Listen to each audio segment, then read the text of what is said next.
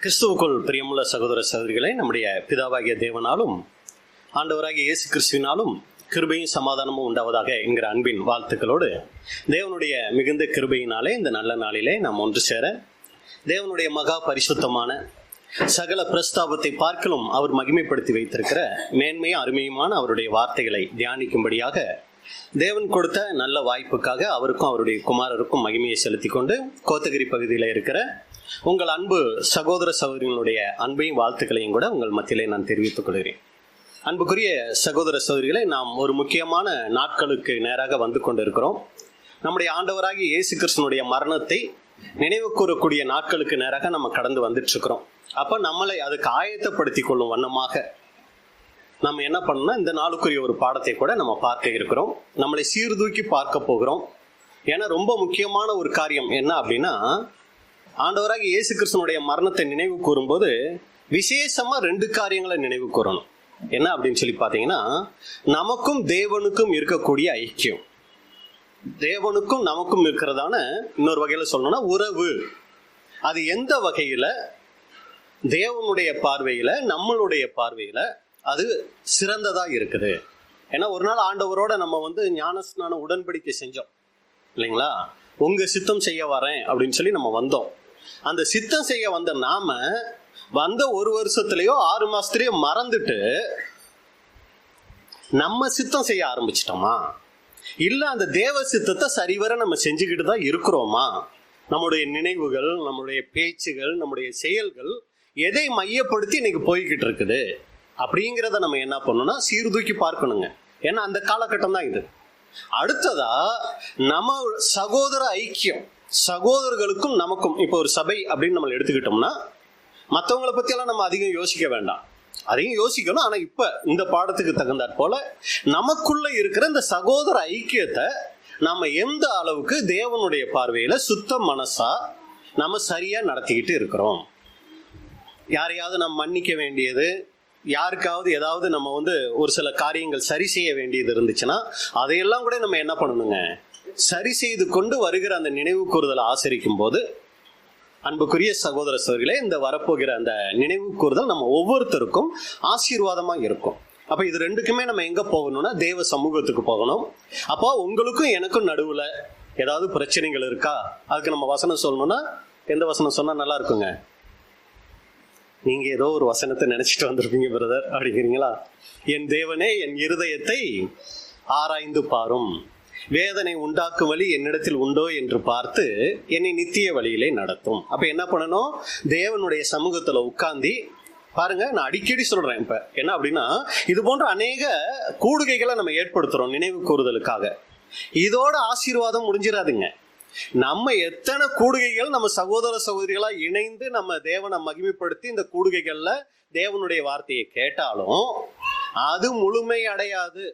அது எத்தனை % சொல்லலாம்னா வேணா ஒரு 20%, அதிகபட்சம் ஒரு 30% சொல்லாங்க. மீதி 70-80 எதை சார்ந்து இருக்கு தெரியுங்களா? தனிப்பட்ட முறையில நாம தேவனுடைய சமூகத்துல உட்காரணுங்க.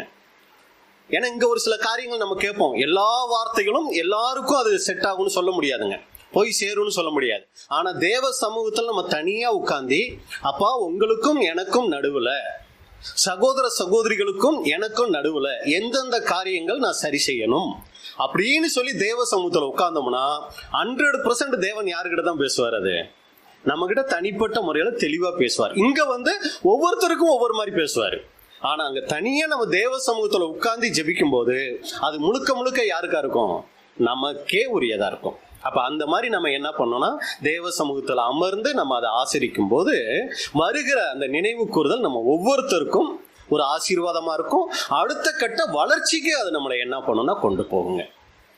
அப்ப நம்ம என்னென்ன காரியங்கள் மனதளவுல கிரியைகளில், வார்த்தைகள்ல சரி செய்ய வேண்டியது இருக்குங்கிறத நம்ம சிந்திக்கணும். அப்ப அதை மையப்படுத்தி தான் இன்னைக்கு நாம் பார்க்க போகிற ஒரு பாடம். இது தேவனுக்கும் நமக்கும் இருக்கிற உறவுகளில் சரி செய்ய வேண்டிய காரியங்களை குறித்து நம்ம பார்க்கறது இல்லை. ஏன்னா அது நம்ம மேக்சிமம் பார்த்தீங்கன்னா அதுல ஓரளவுக்கு என்னத்தான் இருப்போம், கொஞ்சம் சரியா தான் இருப்போம். ஆனா சகோதர சகோதரிகளுக்கும் நமக்கும் இருக்கக்கூடிய அந்த ஐக்கியத்துல நம்மளுடைய செயல்பாடுகள் எப்படிப்பட்டதா இருக்கு அப்படிங்கிறதான் இன்னைக்கு என்ன பண்ணி பார்க்க போறோம்னா, நாமளே. ஏன்னா அப்போஸ்தலன் பவுல் இந்த நினைவு கூறுதலை சொல்லும் போது முக்கியமான ஒரு விஷயம் என்ன சொல்றாருன்னா, நம்மை நாமே நிதானித்து. அப்ப அதைத்தான் நம்ம இன்னைக்கு என்ன பண்ண போறோம்னா, நம்மை நாமே நிதானித்து ஒரு சில காரியங்கள் நம்ம யோசிக்க போறோம். அப்ப அந்த வகையில் நம்ம பார்க்க போகிறது துரோகம் அப்படிங்கிற ஒரு தலைப்பின் கீழே தான் இந்த பாடத்தை நம்ம பார்க்க இருக்கிறோம். சகோதரர் சொன்னது போல அதுக்கு இன்னொரு பேர் சொல்லணும்னா என்னன்னு சொல்லலாம், துரோகி அப்படின்னு கூட சொல்லலாம். அப்ப இதை சொன்ன உடனே யார் நமக்கு ஞாபகத்துக்கு வருவா?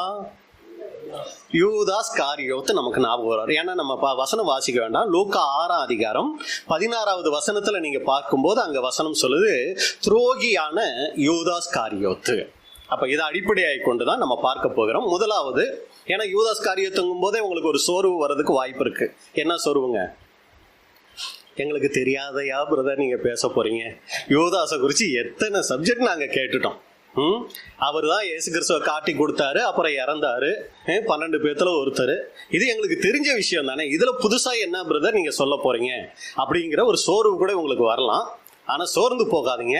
ஒரு சமயம் நம்ம கேட்ட வார்த்தைகளா இருந்தா கூட அதை என்ன பண்ணிக்கலாம், நம்ம ரினியூவல் பண்ணி பார்த்துக்கலாம். ஆமா, இதை ஏற்கனவே கேட்டோம் சரி, ஆனா இந்த வார்த்தைக்கு நம்ம கீழ்ப்படிஞ்சிருக்கிறோமா அப்படிங்கிறத என்ன பண்ணிக்கலாம், நம்ம கொஞ்சம் நிதானிச்சு பார்த்துக்கலாம். ஒரு சமயம் கேட்ட வார்த்தையா இருந்துச்சுன்னா தேவன் மறுபடியும் எதுக்கு அதை கொடுக்குறாரு? எடுத்த பாடத்தையே எடுக்கிறதுக்கு நீங்க இப்படி எல்லாம் வேற சொல்லுவீங்களா அப்படின்னு நினைக்காதீங்க. அப்போஸ்தலன் பவுல் சொல்லும் போது மறுபடி நான் எழுதுகிறது எனக்கு அது கஷ்டம் இல்லை அப்படிங்கிறார். ஏன் அதை மறுபடி எழுதுறார் அப்படின்னா, மறுபடியும் ஒரு நினைப்பூட்டுதலுக்காக. அப்ப அந்த வகையில நம்ம என்ன பண்ண போறோம்னா, யூதாஸ் காரியத்தை குறித்து அவருடைய வாழ்க்கையில நடந்த ஒரு சில சம்பவங்கள், அதுல தேவனுடைய பிள்ளைகளான நமக்குரிய பாடங்கள், இதைத்தான் நம்ம இன்னைக்கு பார்க்க போகிறோம். அப்ப முதலாவது யூதாஸ் காரியோத் அப்படிங்கும்போது அந்த பேரினுடைய விளக்கம் நம்ம பார்க்கும்போது, யூதாஸ் அப்படிங்கிற பேரினுடைய அர்த்தம் பாத்தீங்கன்னா யூதா, அதுல இருந்தா யூதாஸ் வந்தது.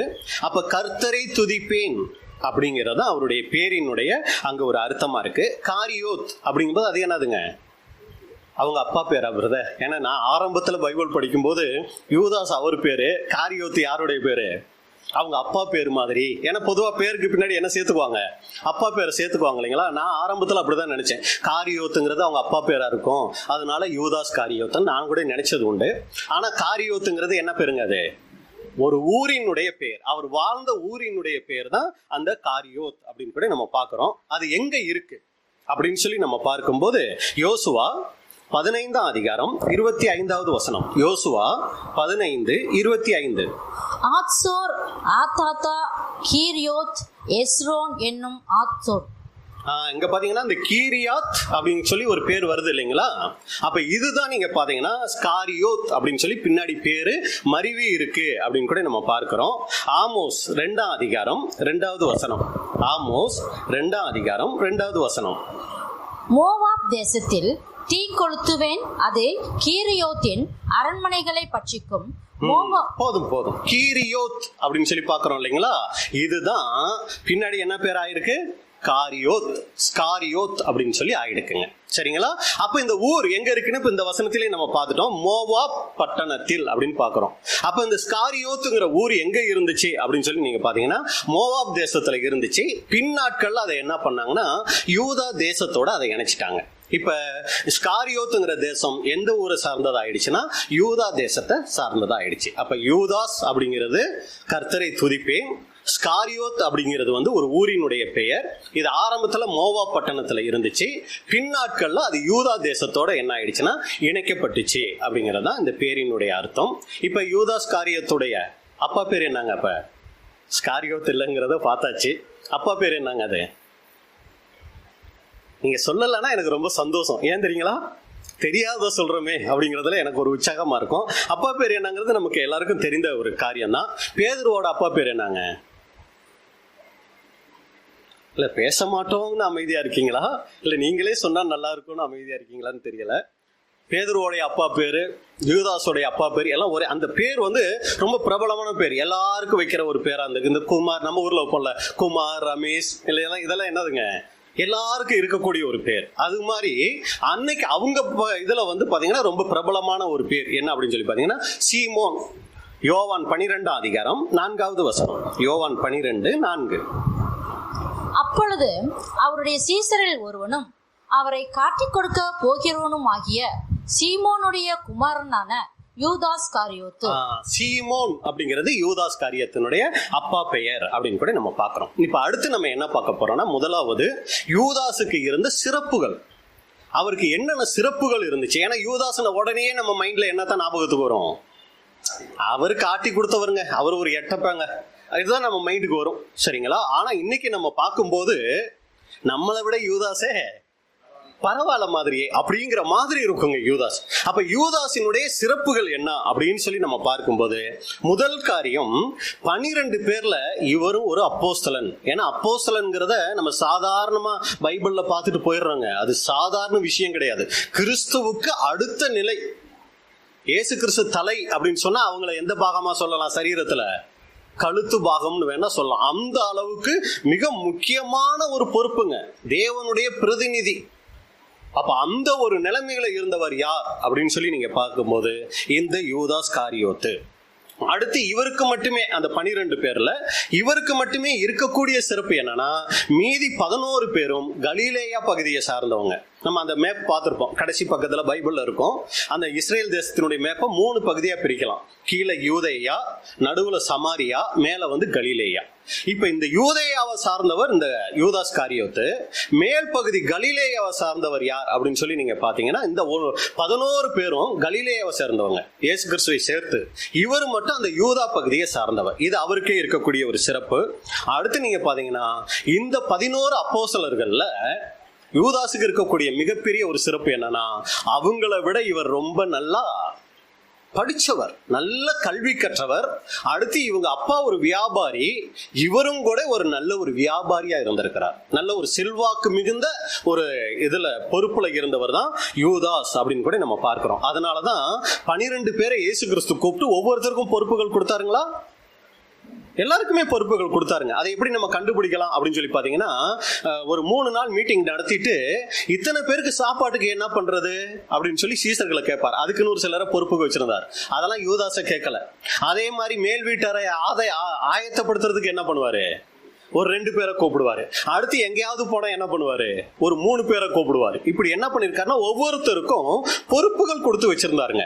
அதுல விசேஷமான பொறுப்பு யாருக்கு அப்படின்னு சொல்லி அங்க பார்க்கும்போது யூதாஸுக்கு தான் அங்க அந்த பொருளாளர். ஏன்னா பண பொறுப்புங்கும் போது அது ரொம்ப கவனமான ஒரு பொறுப்பு, எல்லாருக்கும் அதை நம்பி கொடுத்துட முடியாது. அந்த மாதிரி ஒரு பொறுப்பு யாருக்கு கொடுக்கப்பட்டுச்சுன்னா யூதாஸுக்கு கொடுக்கப்பட்டுச்சு. இது அவருக்கு இருக்கக்கூடிய சிறப்பு அப்படின்னு கூட பாக்குறோம். அடுத்து யூதாஸுக்கு இருக்கக்கூடிய, இது சிறப்புன்னு சொல்ல முடியாது, ஆனா விசேஷமான ஒரு காரியம் என்னன்னா, இவரை பத்தி சகோதரர்கள் சொல்லும் போது, இவர் ஒரு மூடப்பட்ட புஸ்தகம். அப்படின்னா என்ன அர்த்தங்க? புஸ்தகம் திறந்திருந்தா படிச்சு தெரிஞ்சுக்கலாம், இவர் என்ன பண்ணவே முடியாது, இவர் என்ன மனநிலையில இருக்காருங்கிறத கண்டுபிடிக்கவே முடியாது. இன்னொரு வகையில சொல்லணும்னா நல்ல நடிகர். ஏன் அப்படின்னா, இவங்களையெல்லாம் பார்க்கும் போது அப்படி ஒரு பக்தி தோற்றத்தை அவர் அங்க காமிச்சிட்டாரு. ஆனா உண்மையிலேயே யூதாஸை பாத்தீங்கன்னா, அவர் வெளியில வாழ்ந்த வாழ்க்கைக்கும் உள்ள அவர் காமிக்கிற அந்த சுபாவத்துக்கும் சம்பந்தமே கிடையாது. எல்லாரும் யூதாஸை தங்களை போலவே பார்த்தாங்க. யூதாஸுக்கு மட்டும்தான், அதாவது அந்த 12 பேர்ல சொல்றேன், இயேசு கிறிஸ்துவுக்கு தெரியும். ஆனா அந்த 12 பேர்ல நீங்க பார்க்கும்போது மற்றவங்க எல்லாருமே இவரை நல்லவரா நினைக்கிறாங்க. யூதாஸுக்கு மட்டும்தான் தெரியும் தான் எவ்வளவு ஒரு மோசமான ஆள் அப்படின்னு சொல்லி. அப்ப அந்த அளவுக்கு இவர் என்னன்னா, 11 பேரை காட்டிலும் இவர் ஒரு விசேஷித்த தன்மை கொண்டவராக இருந்தாரு. மூடப்பட்ட புஸ்தகம். 3.5 வருஷம் கூடவே இருக்கிறாரு. இயேசு கிறிஸ்து சொல்றாரு, உங்களில் ஒருவன் என்னை காட்டி கொடுப்பான்னு சொல்லி. யாருக்குமே யார் மேல சந்தேகம் வரல? யூதாஸ் மேல சந்தேகமே வரல பாருங்க.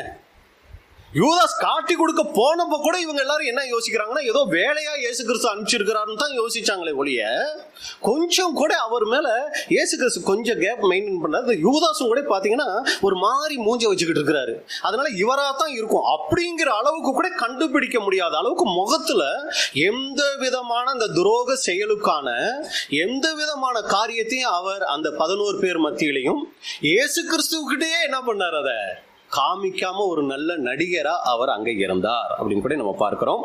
அடுத்து நீங்க பாத்தீங்கன்னா, இவரும் அந்த 11 சீசர்களை போல அற்புதம் செய்யக்கூடியவரா, ஒரு சில ஊழியங்கள் செய்யக்கூடியவரா அவர் அங்க இருந்தாரு.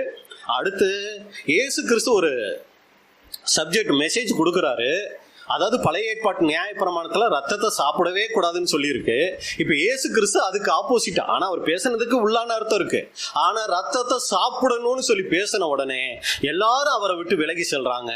ஆனா 12 பேர் கூட இருந்துகிட்டு யாரை விட்டு நாங்க போவோம் அப்படின்னு சொல்லி பேதுரு சொல்றாரு, நித்திய ஜீவ வசனங்கள் உம்மிடத்தில் உண்டேன்னு சொல்லும் போது பின்னாடி ஆமீன் போட்டு கூட யார் இருந்தா, யூதாஸ் கூடவே இருந்தார், போகல. இயேசு கிறிஸ்துவ விட்டு விலகி போகாம இருந்தவர் யூதாஸ் காரியோத்து. அப்ப பாருங்க, மறுபடியும் நம்ம ஞாபகப்படுத்துறோம், 12 பேர்ல இவரும் ஒரு அப்போஸ்தலன். இவர் மட்டும் யூதா பகுதியை சேர்ந்தவர். அடுத்து நல்ல கல்வி கற்றவர், ஒரு பிசினஸ் மேனு. எல்லாருக்கும் பொறுப்புகள் கொடுக்கும்போது இவருக்கு விசேஷித்த பொறுப்பு, பொருளாளர் பதவி அங்க கொடுக்கப்படுது. இவர் ஒரு மூடப்பட்ட புஸ்தகமா இருக்கிறாரு. அது மூடப்பட்ட புஸ்தகம் போது மற்றவர்கள் முன்னாடி தன்னுடைய உண்மை நிலை என்னங்கிறத வெளிக்காட்ட கூடாதவரா, அதை மறைக்கக்கூடிய திறமைசாலியா அவர் அங்க இருக்கிறார். மற்ற சீசர்களை போல இவரும் ஊழியங்கள் செஞ்சாரு, அற்புதங்கள் செஞ்சாரு. அநேகர் இயேசு கிறிஸ்துவை விட்டு விலகி போகும்போது இவர் விலகி போகாம இயேசு கிறிஸ்துவோட கூட இருந்தார். இதுதான் யூதாஸினுடைய சிறப்புகள். இப்ப நம்ம அடுத்த கேள்வி என்ன கேட்க போறோம்னா, இவ்வளவு சிறப்புகள் வாய்ந்த யூதாஸ் எப்படி பிரதர் இயேசு கிறிஸ்துவை காட்டி கொடுக்கக்கூடிய துரோகியா மாறினார்? எப்படி இவருக்குள்ள அந்த ஒரு சுபாவம் வந்துச்சு அப்படின்னு சொல்லி நம்ம பார்க்கும்போது, இப்ப நம்மள கூட என்ன பண்ணுங்க யோசிச்சுக்கணும். நம்மளும் உடன்படிக்கை செஞ்சு வந்தப்ப நம்மளும் கூட எப்படிதான் இருந்தோம்னா, தேவனுக்கு பயப்படக்கூடியவங்களா, தேவ அன்பை ருசிக்கக்கூடியவங்களா தான் இருந்தோம். நம்மளும் கூட பிரதர் சொன்ன மாதிரி தேவனுக்கு துரோகிகளாய் மாறுகிறதுக்கு வாய்ப்பு, சகோதர சகோதரிகளுக்கு நம்ம துரோகிகளா மாறதுக்கு வாய்ப்புகள் குறைவு. ஏன் அப்படின்னா நம்ம ஓரளவு நார்மலா இருந்துருவோம். ஆனா தேவனுக்கு நம்ம துரோகிகளா ஆகிறதுக்கு நிறைய வாய்ப்புகள் இருக்கு. இப்ப இங்க யூதாஸ் ஆண்டவராகிய இயேசு கிறிஸ்துவுக்கு அவரை பின்பற்றதான் வந்தாரு. அதான் இயேசு கிறிஸ்து அவரை விருப்பம் இல்லாதவரை கூப்பிட்டு எல்லாம் அவரை பின்பற்ற வைக்கல. யூதாஸுக்கும் அந்த விருப்பம் இருந்துச்சு, இயேசு கிறிஸ்துவை பின்பற்றணுங்கிற விருப்பம் இருந்ததுனாலதான் அவரும் கூட வந்தாரு. சரிங்களா? ஆசையா தான் வந்தாரு. வந்தவர் எப்படி துரோகியா மாறினாரு? ஆரம்பத்துல வரும்போது அவர் துரோகியாவே தான் வந்தாரானா நிச்சயமா இல்லைங்க. அவர் ஆரம்பத்துல இயேசு கிறிஸ்துவை ஏற்றுக்கிட்டு வரும்போது பாத்தீங்கன்னா, இயேசு கிறிஸ்து மேல ரொம்ப அன்புள்ளவரா, ரொம்ப மதிப்பு மரியாதை உள்ளவரா தான் அவர் உள்ள வந்தாரு. இல்ல அப்படின்னா அவர் இயேசு கிறிஸ்துவை பின்பற்றி இருக்க முடியாது. ஏன்னா எல்லாரும் விலகி செல்லும் போது நமக்கும் ஒரு வாய்ப்பு கிடைச்சிச்சுன்னு அவர் விலகி போயிருப்பாரு. ஆனா போகலைங்க. அவர் கடைசி வரைக்கும் இயேசு கிறிஸ்துவை பின்பற்றணும் அப்படிங்கிற ஒரு மனநிலையில தான் அன்பும் மரியாதையும் உள்ளவரா தான் இருந்தாரு. ஆனா நாள் ஆக ஆகத்தான் கொஞ்சம் கொஞ்சமா அவர் என்ன ஆனார்னா துரோகியா அங்க மாறினார். அப்ப எது இவரை துரோகியா மாற வச்சுச்சு, எதெல்லாம் இவருக்குள்ள வந்துச்சு அப்படிங்கிறத நம்ம இப்ப என்ன பண்ண போறோம்னா பார்க்க போறோம். அப்ப நம்மளும் கூட இந்த அழைப்புக்குள்ள வந்திருக்கிறோம். நம்மளும் கூட தேவனுக்கு பிரியமில்லாத பிள்ளைகளாய், இன்னொரு வகையில சொல்லணும்னா துரோகிகளாய் மாறுகிறதுக்கு அநேக வாய்ப்புகள் இருக்கு அன்புக்குரிய சகோதர சகோதரிகளே. அதே நேரத்துல நம்ம சபைக்குள்ள சகோதர சகோதரிகளுக்கு கூட நாம் தவறான காரியங்கள், விசேஷமா சொல்லணும்னா துரோகம், அந்த அளவுக்கு நம்ம யாரும் போறதில்ல, ஆனா தவறான காரியங்கள் இழைக்கிறதற்கு அநேக வாய்ப்புகள் இருக்கு. ஏன்னா சாத்தானுடைய முழு நோக்கமே என்னன்னா, சபையில இருக்கிற சகோதர சகோதரிகளுக்குள்ள ஒரு மனஸ்தாபத்தை கொண்டு வந்துட்டா போதும், ஈஸியா அவர் ஜெயிச்சிருவார். அதனால ரொம்ப ஜாக்கிரதையா இருக்கணும். அதுக்கு தான் இந்த நினைவு கூறுதல் நாட்கள். அப்ப சகோதர சகோதரிகளுக்குள்ள நமக்குள்ள எந்த ஒரு சின்ன சின்ன காரியங்கள் இருந்தா கூட பிரதர் அப்படின்னு சொல்லி நம்ம என்ன பண்ணா பேசி அதை சரி செய்து கொள்ளக்கூடியவங்களா நாம அங்க இருக்கணும். அப்ப முதலாவது யூதாஸ் எப்படி துரோகியாய் மாறினார் அப்படிங்கிறதுக்கு முதலாவது காரணம் என்ன அப்படின்னு சொல்லி பார்க்கும்போது, முதல் காரணம் சீசர்களுடைய விஷயம். அந்த சீசர்களுடைய ஐக்கியத்துல நீங்க பாத்தீங்கன்னா அது அவருடைய மனசை ரொம்ப பாதிச்சிச்சு. என்ன அது அவருக்கு பாதிப்பை கொண்டு வந்துச்சு அப்படின்னு சொல்லி பார்த்தீங்கன்னா, 12 பேர் உள்ள வந்துட்டாங்க. இப்போ நம்மளை எடுத்துக்கோமே, நம்ம கூட ஞானஸ்நானம் எடுத்து உள்ள வரோம். உள்ள வரும்போது சகோதர சகோதரிகள் ஏற்கனவே சத்தியத்தில் இருப்பாங்க இல்லைங்களா, அவங்களையெல்லாம் நம்ம எப்படி பார்ப்போம்? எப்படி பார்ப்போம்னா, நீங்க என்ன ஒரு மாதிரி பாக்குறீங்க? எப்படி பார்ப்போங்க? இவங்கெல்லாம் 5 வருஷமா வந்த உடனே என்னதான் கேட்போம், பிரதர் நீங்க இப்பதான் வந்தீங்களா பிரதர், இல்ல நீங்க வந்து எத்தனை வருஷம் ஆச்சு? அவங்க சொல்ற வருஷத்தை வச்சு நம்ம என்ன பண்ண ஆரம்பிப்போம்? 5 வருஷம் 10 வருஷமா பிறந்ததுல இருந்தே வா. ஐயோ, அப்படின்னா இவங்க எப்படி தெரிஞ்சிருப்பாங்க? நம்ம இந்த ஒரு 10 20 60 70 கிளாஸ் கேட்டே நம்ம இந்த அளவுக்கு ஒரு பயபக்தி காமிக்கிறோமே, இந்த கிளாஸ்லயே இருக்கிறவங்க எப்படி இருப்பாங்க இல்ல அப்படின்னு சொல்லி அவங்களை எப்படி பார்க்க ஆரம்பிப்போம் அப்படின்னு சொல்லி பாத்தீங்கன்னா, ரொம்ப மதிப்போட ரொம்ப மரியாதையோட தான் பார்க்க ஆரம்பிப்பாங்க. நாள் ஆக ஆக ஆக ஆக அவங்க வெளிப்படுத்துற குணலட்சணங்கள் இருக்கு பாத்தீங்களா, இல்லையே, நான் நினைச்ச அளவுக்கு இல்லையே அப்படிங்கிறது என்னவாக ஆரம்பிக்கும்? நமக்குள்ள அது வர ஆரம்பிக்கும். கொஞ்சம் கொஞ்சமா என்னவாகும்? இது வந்து இயற்கை. அதாவது சத்தியத்துல வளர்ந்தவங்களை பார்த்தா மதிப்பு மரியாதை நமக்கு கூடும். சத்தியத்துல வளர்றவங்க குறையும் போது நமக்கு அந்த மதிப்பு மரியாதை குறையும். இது தப்பு சொல்ல வரல நான், நீங்க வேற கோணத்துல அதை யோசிச்சிடக்கூடாது. அதே நேரத்துல நம்மளை குறிச்சு என்ன நினைக்கிறோங்கிறதா இங்க பாயிண்ட். மற்றவங்களை குறிச்சு நம்ம என்ன நினைக்கிறோங்கிறது முக்கியம் இல்ல, மற்றவங்களை ஒப்பிட்டு நம்மளை என்ன நினைக்கிறோம். எல்லாம் இருக்கீங்கல்ல, இதை மைண்ட்ல வைங்க. அதாவது சகோதர சகோதரிகள் எல்லாரையும் நம்ம எப்படி பார்க்கிறோம் அப்படிங்கிறது ஒரு பார்ட்டு. அவங்கள பார்த்துட்டு இன்னொன்னையும் பார்ப்போம். என்னதுங்க அது? நம்மளை பார்ப்போம். இந்த பிரதரா, நான் எவ்வளவோ பரவாயில்ல, இங்கதான் காரணங்க. அவங்க கிட்ட தவறுகள் இருக்கிறத நான் சொல்ல வரல, ஆனா ஒப்பிட்டு பார்த்து நம்மள ஒண்ணு நினைக்க ஆரம்பிப்போம். நானே பரவாயில்லையே, நானே எவ்வளவோ மேலே, என்ன இவங்க இப்படி இருக்கிறாங்க அப்படின்னு சொல்லி ஒரு எண்ணம் நமக்குள்ள உருவாகும். ரொம்ப ஜாக்கிரதையா இருக்கணும். இதுதான் யூதாஸ்குள்ள வந்துச்சு. உள்ள வந்துட்டாரு.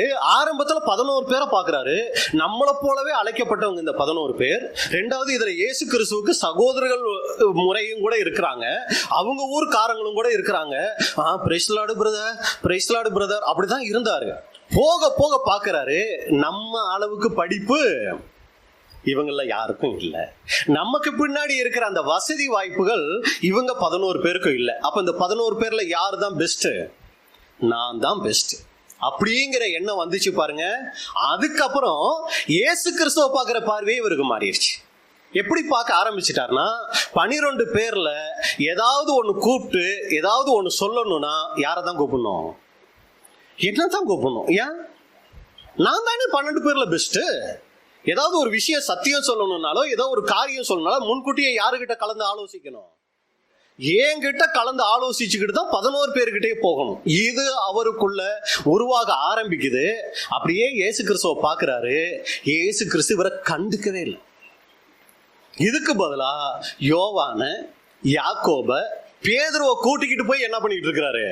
தனித்தனியா போறாரு. 3 பேர் வர்றாங்க, 9 பேர் நிக்கிறாங்க. எங்க இயேசு கிறிஸ்துவோட போயிட்டு, அதை ஏன் கேக்குறீங்க? அங்க ஒரு வீட்டுக்கு போனோமா, ஒரு பொண்ணு செத்து போய் இருந்துச்சு, எல்லாரையும் வெளியே அனுப்பிச்சுட்டு எங்க கண்ணு முன்னாடியே தலித்தாகுமே அப்படின்னாரு. அந்த பொண்ணு எந்திரிச்சு உட்காந்து, ஐயோ நாங்க பார்க்கலையே. அவங்களாம் நாங்க பார்க்கலையேங்கிறத நிறுத்திட்டாங்க. யூதாஸ் மட்டும் என்ன நினைச்சாரு? என்ன கூப்பிடலையே. அந்த எண்ணம் அவருக்குள்ள வர ஆரம்பிச்சிச்சு.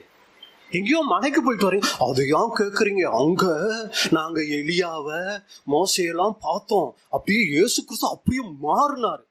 அப்படிங்கும்போது என்ன கூட்டிட்டு போகலையே, இவங்க 3 பேரையே கூட்டிகிட்டு போறாரு.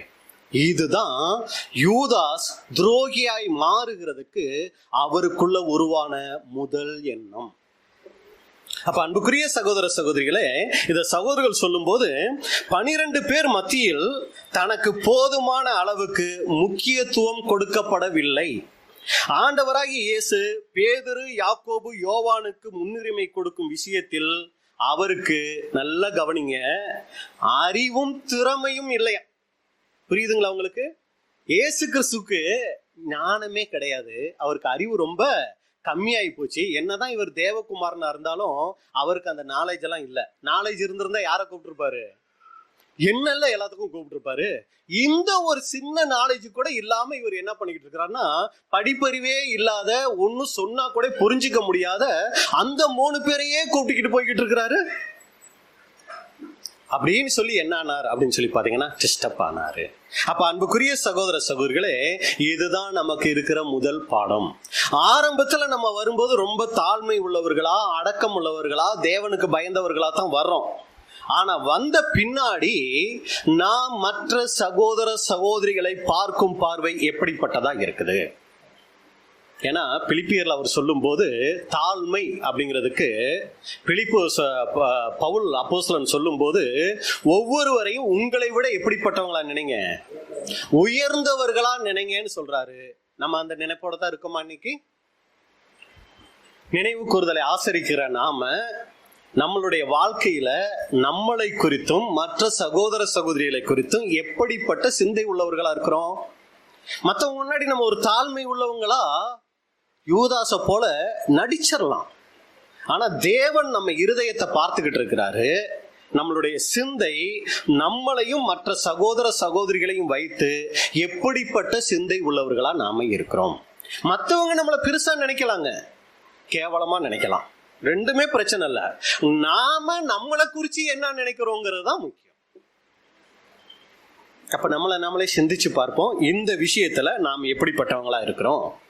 நம்மளை விட மற்ற சகோதர சகோதரிகளை தேவன் உயர்த்தும் போது நம்ம மனசு வலிக்குதா? என்ன இவங்கள நாலேஜே இல்லாம இருக்காங்க, இவங்களை தேவன் பயன்படுத்துறாரு, ஆனா நம்மளை பயன்படுத்த மாட்டேங்கிறாரே. ஆனா நல்லா புரிஞ்சுக்கொள்ளணும், தேவன் ஒரு சகோதரனை பயன்படுத்துகிறார்னா அறிவின் அடிப்படையில பயன்படுத்துறது இல்லைங்க. அதுவும் பயன்படுத்தப்படுறாங்க, ஆனா அது தேவனால் பயன்படுத்தப்படுகிறது அல்ல. தேவன் ஒருத்தரை பயன்படுத்துறாருன்னா அவங்கள ஆவியின் அடிப்படையில தான் பயன்படுத்துவாருங்க.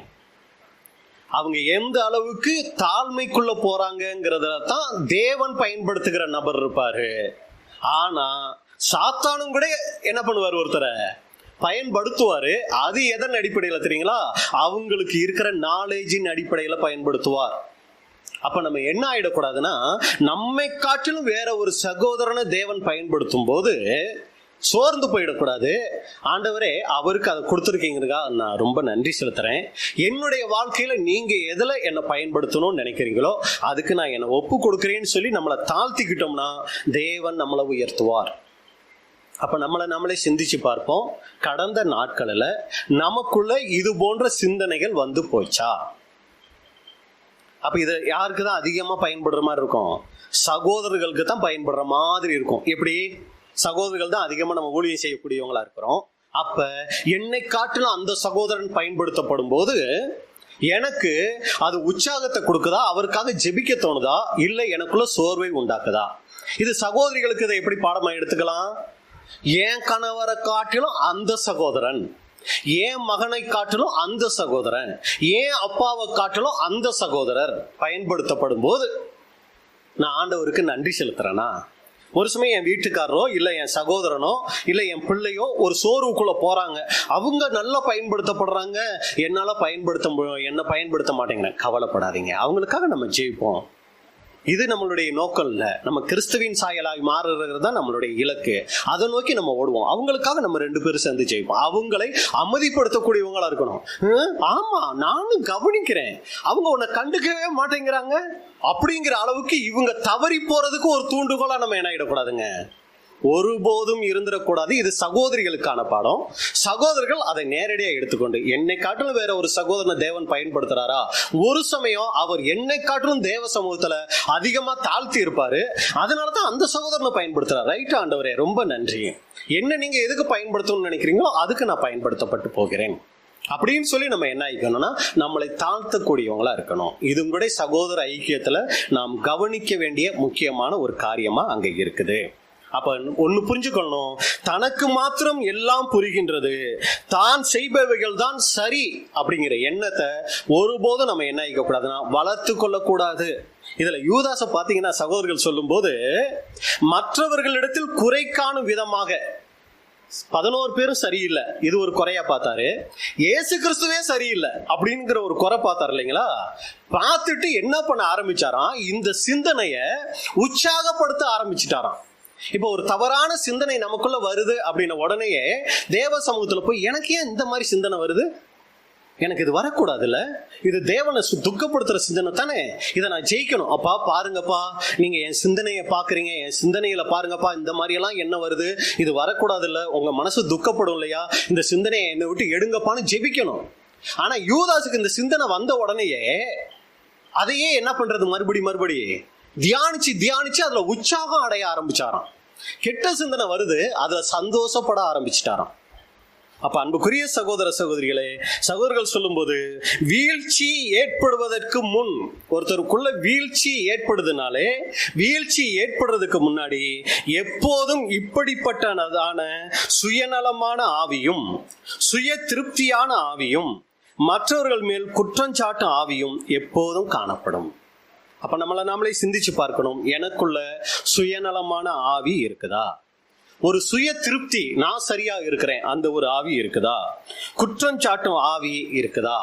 இருக்கலாம். ஆனா இதை நான் உற்சாகப்படுத்திக்கிட்டு இருக்கேனா, சரி செய்து கொண்டு இருக்கிறேனா? இதான் அன்புக்குரிய சகோதர சகோதரிகளே யூதாஸ் கிட்ட பார்க்கிற முதல் காரியம். ஏன் அவர் துரோகி ஆனார்னா, மற்றவங்களை தன்னோட ஒப்பிட்டு பார்த்து தான் பெரியவன், தனக்கு கொடுக்க வேண்டிய முக்கியத்துவம் கொடுக்கப்படலை அப்படிங்கிற எண்ணம் இவரை எங்க கொண்டு போயிடுச்சுன்னா துரோகியா கொண்டு போயிடுச்சு. இயேசு கிறிஸ்து மேல இருந்த மதிப்பு மரியாதை இவருக்கு குறைய ஆரம்பிச்சிடுச்சு. இது முதல் காரியம்.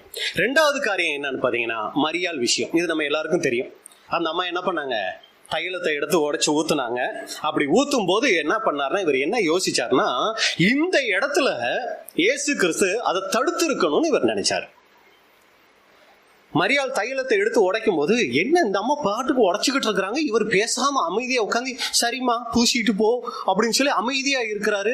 அப்படின்னு இவர் என்ன ஆயிட்டாருன்னா டென்ஷன் ஆயிட்டார். வசனம் நம்ம வாசிக்கலாம். யோவான் 12ஆம் அதிகாரம் 5வது வசனம். இந்த தைலத்தை 300 பணத்துக்கு விற்று தரித்திரருக்கு கொடாமல் போனதென்ன என்றான். இந்த தைலத்தை 300 பணத்துக்கு விற்று தரித்திரருக்கு கொடாமல் போனதென்ன? ஏன் இந்த சிந்தனை இவருக்கு வந்துச்சு? எல்லாரும் இருக்கீங்களா? ஏன் இதை தரித்திரருக்கு கொடாமல் போனதுன்னு ஏன் சொன்னாரு? ஏன் இதை எதுக்கு உடைச்சி ஊத்தணும், பேசாம வச்சிருக்கலாமே அப்படின்னு சொல்லியிருக்கலாம் இல்லைங்களா? ஏன் இதை தரித்திரருக்கு கொடாமல் போனதுன்னு சொன்னாரு? ஏன்? இயேசு கிறிஸ்துனுடைய சுபாவம் என்ன தெரியுங்களா? என்ன கிடைச்சாலும் இவங்களுடைய செலவுக்கு கொஞ்சமா வச்சுக்கிட்டு மீதியெல்லாம் யாருக்கு கொடுக்க சொல்லிடுவாரு? தரித்திரருக்கு கொடுக்க சொல்லிடுவாரு. வேணா அந்த ஒரு வசனம் எடுத்து வாசிங்க வேதத்துல. யோவான் 13ஆம் அதிகாரம் 29வது வசனம். யூதாஸ் வெளியே போறாரு, இயேசு கிறிஸ்து கிட்ட பேசிட்டு காட்டி கொடுக்க போறாரு. ஆனா சீசர்கள்லாம் எப்படி நினைச்சாங்க, யூதாஸ் எங்க போறாருன்னு நினைச்சாங்கிறதுக்கு பாருங்க. யோவான் 13:29. யூதாஸ் பணப்பையை வைத்துக் கொண்டிருந்தபடினா, பாருங்களா, யூதாஸ் பணப்பையை அவர்கிட்ட தான் இருந்துச்சு. எதுக்கெல்லாம் இயேசு கிறிஸ்து செலவு பண்ணாரு அந்த பணத்தை அப்படிங்கறத பாருங்க. யூதாஸ் பணப்பையை வைத்துக் கொண்டிருந்தபடியினால் அவன் போய் பண்டிகைக்கு தேவையானவைகளை கொள்ளும்படிக்காவது தரித்திரருக்கு ஏதாகிலும் கொடுக்கும்படியாவது இயேசு அவனுடனே சொல்லியிருப்பார் என்று சிலர் நினைத்தார். இது இந்த 3 வருஷமா நடந்த விஷயம். எப்ப யூதாசை இயேசு கிறிஸ்து கூப்பிட்டு பணத்தை போய் செலவு பண்ணுன்னு சொன்னாலும் விசேஷமா அதுல ஒரு பகுதி எதுக்கா இருக்கும்னா, பாருங்க, பண்டிகைக்கு தேவையானவைகளை கொள்ளும்படிக்கு வாங்கும்படிக்கும். ஏதோ பஸ்கா பண்டிகை வருது இல்லைங்களா, அதுக்கு பொருள்லாம் கொஞ்சம் தேவை இருக்கும் இல்லைங்களா, அதை வாங்குறதுக்கு அனுப்புறாரு. ரெண்டாவது எதுக்கு அனுப்புவார் அப்படின்னு சொல்லி பாத்தீங்கன்னா, தரித்திரருக்கு கொடுக்கும்படிக்கு. அதைத்தான் இங்க யூதாஸ் என்ன சொல்றாரு அப்படின்னா, இத உடைச்சி வேஸ்ட் பண்றதுக்கு யாருக்கு கொடுத்திருந்தா சரியா இருந்திருக்கும்? தரித்திரருக்கு கொடுக்க சொல்லியிருக்கலாமே அப்படின்னு யோசிக்கிறாரு. அடுத்து இயேசு கிறிஸ்து எப்பவுமே தரித்திரரை குறித்து தான் நினைச்சுக்கிட்டே இருந்தாரு. ஏன்னா ஒரு ஐஸ்வர்ய வாலிபன் வருவார், வந்து ஆண்டவரே நான் எல்லாத்துலயும் நான் சரியா இருக்கிறேன், இன்னும் என்கிட்ட என்ன இருக்கு குறை, உங்ககிட்ட இன்னும் ஒரு குறை இருக்கு, அதை நீ என்ன பண்ணணும்? வாசிங்க லூக்கா 18ஆம் அதிகாரம் 22வது வசனம். லூக்கா 18:22. இயேசு அதை கேட்டு, இன்னும் உன்னிடத்தில் ஒரு குறைவு உண்டு, உனக்கு உண்டானவைகள் எல்லாம் விற்று தரித்திரருக்கு கொடு, அப்பொழுது பரலோகத்திலே உனக்கு பொக்கிஷம் உண்டாயிருக்கும். போதும். இங்க பாத்தீங்கன்னா, உனக்கு உண்டானவைகளை எல்லாம் விற்று தரித்திரருக்கு கொடு. அப்ப இயேசு கிறிஸ்துவோட மிக முக்கியமான உபதேசமே என்னன்னா தரித்திரருக்கு கொடுக்கணும். இப்ப இது இங்க நடந்த சம்பவம், ஒரு கற்பனை. இப்ப வேற யாராவது பணக்காரங்களோ வேற யாராவது வந்து இயேசு கிறிஸ்து கிட்ட இந்த மாதிரி கேட்டிருந்தாங்கன்னா, ஆண்டவரே நான் ஏதாவது பண்ணணுமானா உனக்கு விட்டதை தரித்திரருக்கு கொடு அப்படின்னு உடனே அவங்க என்ன பண்ணிருப்பாங்க, பணத்தை எடுத்து எனக்கு யாருன்னு சரியா நான் கொடுக்க முடியாது, அதனால நான் என்ன பண்ணேன்னா உங்ககிட்டயே கொடுத்துறேன், நீங்க பார்த்து யாரு தரித்திரோ அவங்க கிட்ட கொடுத்துக்கங்கன்னு இயேசு கிறிஸ்து கிட்ட கொடுத்துருந்தாங்கன்னு வைங்க. இயேசு கிறிஸ்து அந்த பணத்தை வாங்கி என்ன பண்ணிருப்பாரு, யூதாஸ் இங்க வாப்பா இந்த அந்த பணத்தை வை, என்ன பண்ணித தரித்திர கொடுத்துரு அப்படின்னு அவர்கிட்ட தான் கொடுத்துருப்பாரு. அதே தாங்க இங்கேயும் யோசிக்கிறார். என்ன யோசிக்கிறாரு, இந்த அம்மா அந்த தைலத்தை எடுத்து உடைச்சு ஊத்த ஆரம்பிச்ச உடனே இயேசு கிறிஸ்து என்ன பண்ணிருக்கணும், ஸ்டாப், என்ன மரியாள் பண்ற, இப்படியெல்லாம் உடைச்சு ஊத்தாத, அந்த பாட்டில் அப்படியே கொடு, அதை வித்து என்ன பண்ணிடலாம் தரித்திரருக்கு கொடுக்கலாம் அப்படின்னு சொல்லிட்டு என்ன பண்ணிருப்பாரு, அதை அப்படியே வாங்கி யாருக்கிட்ட கொடுப்பாருன்னு நினைச்சாரு, யூதாசு கிட்ட கொடுப்பாருன்னு இவர் நினைச்சாரு. ஆனா இந்த அம்மா உடைச்சு ஊத்துது, இயேசு கிறிஸ்து என்ன பண்ணிக்கிட்டு இருக்கிறாரு, பேசாம இருக்கிறாரு. இப்ப அதை வாங்கி இருந்தா ஒரு 300 பணத்துக்கு வித்து எவ்வளவு சுருட்டி இருக்கலாம், எவ்வளவு சுருட்டி இருக்கலாங்க, அது யோதாசுக்கு தானே பிரதர் தெரியும் அப்படிங்கிறீங்களா? சரி, நம்ம கெஸ் பண்ணிக்கலாமே, ஒரு 150 இவருக்கும் 150 கணக்குக்கும் இவர் என்ன பண்ணிருக்கலாம், கொண்டு வந்திருக்கலாம். ஆனா இங்க அது என்ன வாய் போச்சு, மிஸ் ஆகி போச்சு. சரிங்களா? அந்த கோபம் தான் தரித்திரருக்கு கொடுக்கணும்னு இவர் நினைச்சது. அதை யோவான் சொல்லும் போது நீங்க பாத்தீங்கன்னா வாசிங்க, யோவான் 12:6, யோவான் 12ஆம் அதிகாரம் 6வது வசனம். அவன் தரித்திரரை குறித்து கவலைப்பட்டு இப்படி சொல்லாமல், அவன் திருடன் ஆனபடியினாலும் பணப்பையை வைத்துக் கொண்டு அதிலே போடப்பட்டதை சுமக்கிறவன் ஆனபடியினாலும் இப்படி சொன்னான். இந்த இடத்துல அவருக்கு தரித்திரரை குறித்து கவலை இல்ல, அமௌண்ட் ஃபுல்லா நமக்கு வந்திருந்தா நம்ம கொஞ்சம் சுருட்டி இருக்கலாமே, இந்த எண்ணம் தான் அவருக்குள்ள வந்துச்சு. இன்னொரு மொழிபெயர்ப்புல நீங்க பாத்தீங்கன்னா, ஏழைகள் மீதுள்ள அக்கறையால் அல்ல, அவன் திருடனாக இருந்தபடியால் அப்படி சொன்னான். தரித்திரன் மேல அவருக்கு அக்கறையெல்லாம் கிடையாது. இவர் வந்து என்னன்னா திருடணுங்கிறதுக்காகத்தான் இதை சொன்னாரு. அதனாலதான் இது. ஆனா இது ஆரம்பத்துல நீங்க பாத்தீங்கன்னா சீஷர்கள் எல்லாருமே இதை கேட்டுட்டு டென்ஷன் ஆனாங்க. அதானே இப்ப பார்த்தாலும் தரித்திரருக்கு கொடு, தரித்திரருக்கு கொடுன்னு இயேசு கிறிஸ்து சொல்லுவாரு. இப்ப என்ன பேசாம உட்கார்ந்து இருக்கிறாரு. அந்த அம்மா 1 வருஷத்து சம்பாத்தியத்தை அவங்க என்ன பண்றாங்க, உடைச்சு ஊத்தி வேஸ்ட் பண்ணிக்கிட்டு இருக்கிறாங்களே அப்படிங்கிற ஒரு சிந்தனை எல்லாருக்கும் இவர்னால வந்துருச்சுங்க. பாருங்க, மார்க் 14ஆம் அதிகாரம் 5வது வசனம். மார்க் 14:5. இதை 300 பணத்துக்கு அதிகமான கிரயத்துக்கு விற்று தரித்திரருக்கு கொடுக்கலாமே என்று சொல்லி அவளை குறித்து முறுமுறுத்தார்கள். பாருங்க, இங்க முறுமுறுத்தான் இருக்குங்களா, எப்படி இருக்குங்க, முறுமுறுத்தார்கள். அப்ப இங்க யூதாஸ் மட்டும் முறுமுறுக்கலைங்க, 11 பேரையும் சேர்த்து என்ன பண்ணிருக்கிறாரு, முறுமுறுக்க வச்சிருக்கிறாரு. அப்ப அன்புக்குரிய சகோதர சகோதரிகளே, நல்லா நம்ம கவனிக்கணும். இங்க நீங்க யூதாசுக்குள்ள இருந்த அந்த திருட்டு எண்ணம் பாத்தீங்கன்னா இயேசு கிறிஸ்துவ மட்டுப்படுத்திருச்சு. அப்ப இதுல நம்ம என்ன யோசிக்கணும், இதுல நமக்கான பாடம் என்ன அப்படின்னு சொல்லி நம்ம பார்க்கும்போது, யூதாசு ஒண்ணு நினைக்கிறாரு, இயேசு கிறிஸ்து இப்படித்தான் நடந்து கொள்ளணும்னு. ஆனா இவர் நினைச்ச மாதிரி என்ன ஆகலன்னா அங்க இயேசு கிறிஸ்து நடந்து கொள்ளல. இந்த அம்மா செய்கிற அந்த நற்காரியத்தை இவர் என்ன பண்றாருன்னா குற்றப்படுத்துறார். அப்ப இதுல நமக்கு என்ன படனா, இன்னைக்கு ஒரு சகோதரன் சபைகளில் ஒரு ஊழியம் செய்யும் போது நாம் அவருக்காக தேவனுக்கு நன்றி செலுத்துறோமா, இல்ல அந்த ஊழியத்தை நம்ம குற்றப்படுத்துகிறோமா அப்படிங்கிறத நம்ம என்ன பண்ணோம்னா நாம் யோசிக்கக்கூடியவங்களா இருக்கணும். அந்த மாதிரி ஏதாவது நமக்குள்ள சிந்தனைகள் இன்னைக்கு வருகிறதா? அப்ப இது இருந்துச்சுன்னா யூதாசினுடைய ஆவி நமக்குள்ள இருக்குது. ஆரம்பத்தில் நம்ம பார்த்தோம், நம்மளை மாத்திரம் உயர்வாய் நினைக்கக்கூடிய எண்ணம் இருந்தா நமக்குள்ள யூதாசின் ஆவி இருக்குதுன்னு அர்த்தம். அதே மாதிரி நாம மற்றவர்கள் நம்ம நினைக்கிற மாதிரி மற்றவங்க நடக்கலைங்கும் போது நமக்கு அதுக்கு உண்டான காரியங்கள் மனசுக்குள்ள ஒரு வேதனைய, அவங்க மேல ஒரு வெறுப்பை உண்டாக்குங்குது. அப்படிங்கும் போது நமக்கு ஒரு கோபம், எரிச்சல் வருதுன்னா அது நமக்குள்ள யூதாசின் ஆவி இருக்கிறதா, நமக்குள்ள அது ஒரு அடையாளமா இருக்குது. அடுத்ததா ரொம்ப முக்கியமான ஒரு காரியம் ஐக்கியம். யூதாசினுடைய அந்த துரோகத்துக்கு முக்கியமான ஒரு காரணம் நீங்க பாத்தீங்கன்னா ஐக்கியம். ஏன் யூதாசுக்கு இயேசு கிறிஸ்துவ பிடிக்காம போச்சு அப்படின்னு சொல்லி நீங்க பாத்தீங்கன்னா, யூதாஸ் பார்த்துக்கிட்டே இருக்கிறாரு, அப்படியே ஒவ்வொரு வருஷமா கடந்து போயிட்டே இருக்குது. இவர் போற ரூட்டுக்கும் இயேசு கிறிஸ்து போற ரூட்டுக்கும் சம்பந்தமே இல்லாம இருக்குது. இவர் முழுக்க முழுக்க உலக ஆசைக்குள்ள, உலகத்துக்குள்ள போய்கிட்டு இருக்கிறாரு. இயேசு கிறிஸ்து முழுக்க முழுக்க ஆவிக்குள்ள போயிட்டு இருக்கிறாரு. இவர் ராஜாவாவார்னு பார்த்தாலும் ராஜாவாகிற மாதிரி தெரியல.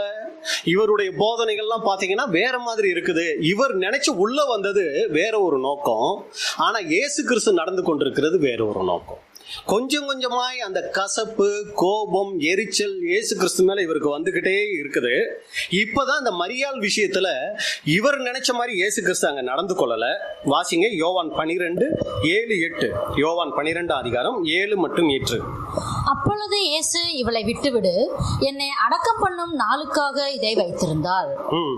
அடுத்து, தரித்திரர் எப்பொழுதும் உங்களிடத்தில் இருக்கிறார்கள், நான் எப்பொழுதும் உங்களிடத்தில் இரேன் என்றார். இவளை விட்டுடுன்னு சொன்னாரு பாத்தீங்களா? அது இவருக்கு மான பிரச்சனை ஆயிடுச்சு. ஏற்கனவே கொஞ்சம் கோபம் இருந்துகிட்டே இருக்குது. அந்த கோபம் இருந்துகிட்டு இருக்கும் போதே இப்ப யூதாசை வந்து இங்க தமிழ்ல அவளை விட்டு விடுன்னு இருக்கு, பேசாம இருக்கு யூதாசு, இந்த அம்மாவை நீ டிஸ்டர்ப் பண்ணாத அப்படின்னு சொன்ன உடனே யூதாஸுக்கு என்னவாயிடுச்சுன்னா அது மிகப்பெரிய மான பிரச்சனை ஆயிடுச்சு. அப்பதான் இவர் ஒரு முடிவு எடுக்கிறார். மார்க் 14:10. மார்க் 14:10 மேல் வசனம் பாத்தீங்கன்னா இதே தான் இருக்கும். இப்ப மார்க் 14:10 வாசிக்கும். அப்பொழுது 12 ஒருவனாகிய யூதாஸ் காரியோத்து என்பவன் அவரை பிரதான ஆசாரியருக்கு காட்டிக் கொடுக்கும்படி அவர்களிடத்தில் போனான். அப்பொழுது, எப்பொழுது அப்படின்னு சொல்லி பாத்தீங்கன்னா இயேசு கிறிஸ்து இதை சொன்ன உடனே யூதாஸ் காரியோத்து என்ன பண்றார் அப்படின்னா, இயேசு கிறிஸ்துவை காட்டி கொடுக்கறதுக்கு அவர் என்ன பண்ணிட்டார்னா அவர் பிரதான ஆசாரியர்கிட்ட போயிட்டார். அப்ப இதுல நம்ம கவனிக்க வேண்டிய ஒரு விஷயம் என்னன்னா, நல்லா கவனிங்க. யாருக்காவது தூக்கம் வருதா?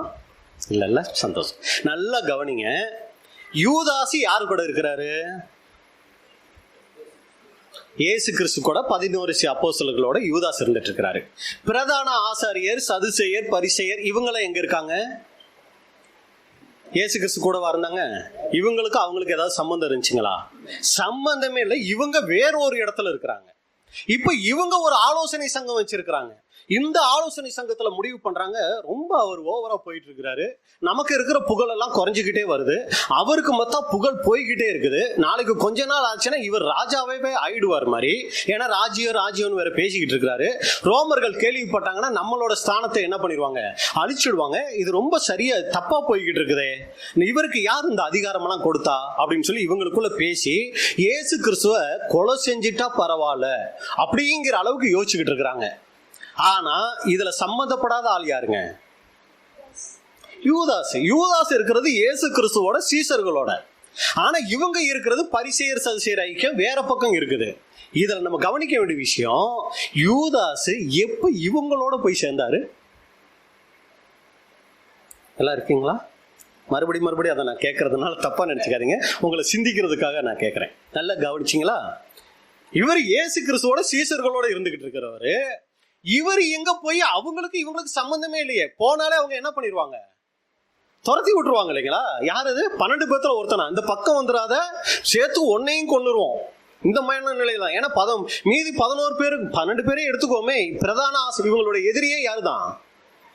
பிரதான ஆசாரியர், பரிசேயர், வேதபாரகர். ஏன்னா எப்ப பார்த்தாலும் இயேசு கிறிஸ்து வந்து குறை கண்டுபிடிக்கிறதும், அவரை பத்தி குறை சொல்றதும், அவரை குற்றம் கண்டுபிடிக்கிறதுக்காகவுமே பின்னாடி போனவங்க, ஏதாவது எக்குத்தப்பான வார்த்தைகளை பேசி இந்த மாதிரி டென்ஷன் பண்ணக்கூடிய குரூப் தான் இது. இவங்களுக்கு அவங்களுக்கு சம்பந்தமே கிடையாது.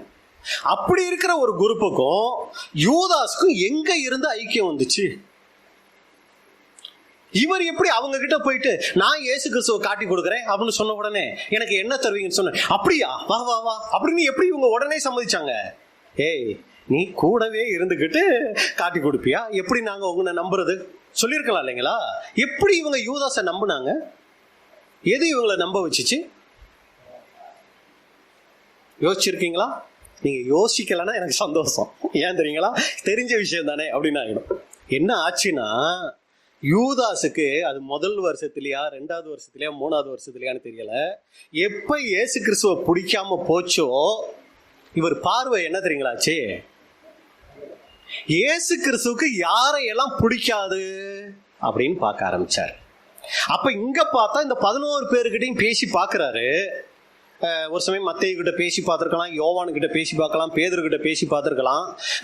பாருங்க, இயேசு கிறிஸ்து இந்த விஷயத்துல கொஞ்சம் இதாத்தானே இருக்கிறாரு அப்படின்னு சொல்லி சொல்லும் போது, சேச்ச அப்படியெல்லாம் இல்லை அப்படின்னு சொல்லும் போது இங்க காரியம் வேலைக்காகாது. அப்படி இந்த பக்கம் பார்க்கறாரு, இவங்கெல்லாம் கொலை செய்யணும்னு யோசிச்சுக்கிட்டு இருக்கிறாங்க. அப்ப நல்லா யோசிச்சு பாக்குறாரு, இவங்க கிட்ட பேசினா இயேசு கிறிஸ்துவை பத்தி தப்பா பேசும்போது இவங்க சந்தோஷப்படுறாங்க, ஆனா இந்த 11 பேர்கிட்ட இயேசு கிறிஸ்துவை பத்தி பேசினா கோவப்படுறாங்க. அப்ப பொதுவா நம்ம சபையிலே எடுத்துக்கோமே, இப்ப நம்ம சகோதர சகோதரிகள் இருக்கிறோம், இப்ப பிரதர் இருக்கிறாரு, இப்ப பிரதரை குறிச்சு பிரதர் கிட்ட, பிரதர் இந்த மாதிரி வந்து பிரதர் அப்படின்னு சொல்லி நான் பேசுறேன். பேசும்போது சே பிரதர் பத்தி அப்படியெல்லாம் பேசாதீங்க பிரதர் அப்படின்ட்டா, இவர்கிட்ட மறுபடியும் அவரை பத்தி பேசுவேன்னா பேச மாட்டேன். இப்போ இவர் பிரதர் இருக்கிறாரு, அவர்கிட்ட போயிட்டு ஆமா பிரதர் நானும் கூட கொஞ்சம் பிரதரை பத்தி அப்படிதான் யோசிச்சுட்டு இருக்கேன் அப்படின்னு சொன்னார்னு வைங்களேன், உடனே என்னவாகும், எனக்கு அப்பா நமக்கு என்ன ஆயிட்டாரு, சப்போர்ட்டுக்கு ஒரு ஆள். இப்ப இங்க இயேசு கிறிஸ்து கூட இருக்கிறவங்க கிட்ட இவர் என்ன பண்ண முடியலன்னா சொல்ல முடியல, ஏன்னா இவங்க எல்லாம் ஆப்போசிட்டா இருக்கிறாங்க. ஆனா பரிசேயர் சதுசேயர் கிட்ட சொல்லும் போது சந்தோஷப்பட ஆரம்பிக்கிறாங்க. அப்ப அன்புக்குரிய சகோதர சகோதரிகளே, இயேசு கிறிஸ்துவை யாருக்கெல்லாம் பிடிக்காதுன்னு இவர் பாக்குறாரு, அவங்களோட தன்னுடைய ஐக்கியத்தை வைக்க ஆரம்பிச்சிட்டாரு. இதுதான் யூதாஸ் துரோகி ஆனதுக்கு முக்கியமான ஒரு காரணம் ஆயிடுச்சு. ஒரு சமயம் யூதாஸ் இதை யோசிச்சு இவங்களோடய இருந்திருந்தாருன்னா இவர் திருந்தி இருக்கிறதுக்கு வாய்ப்பு இருக்கு.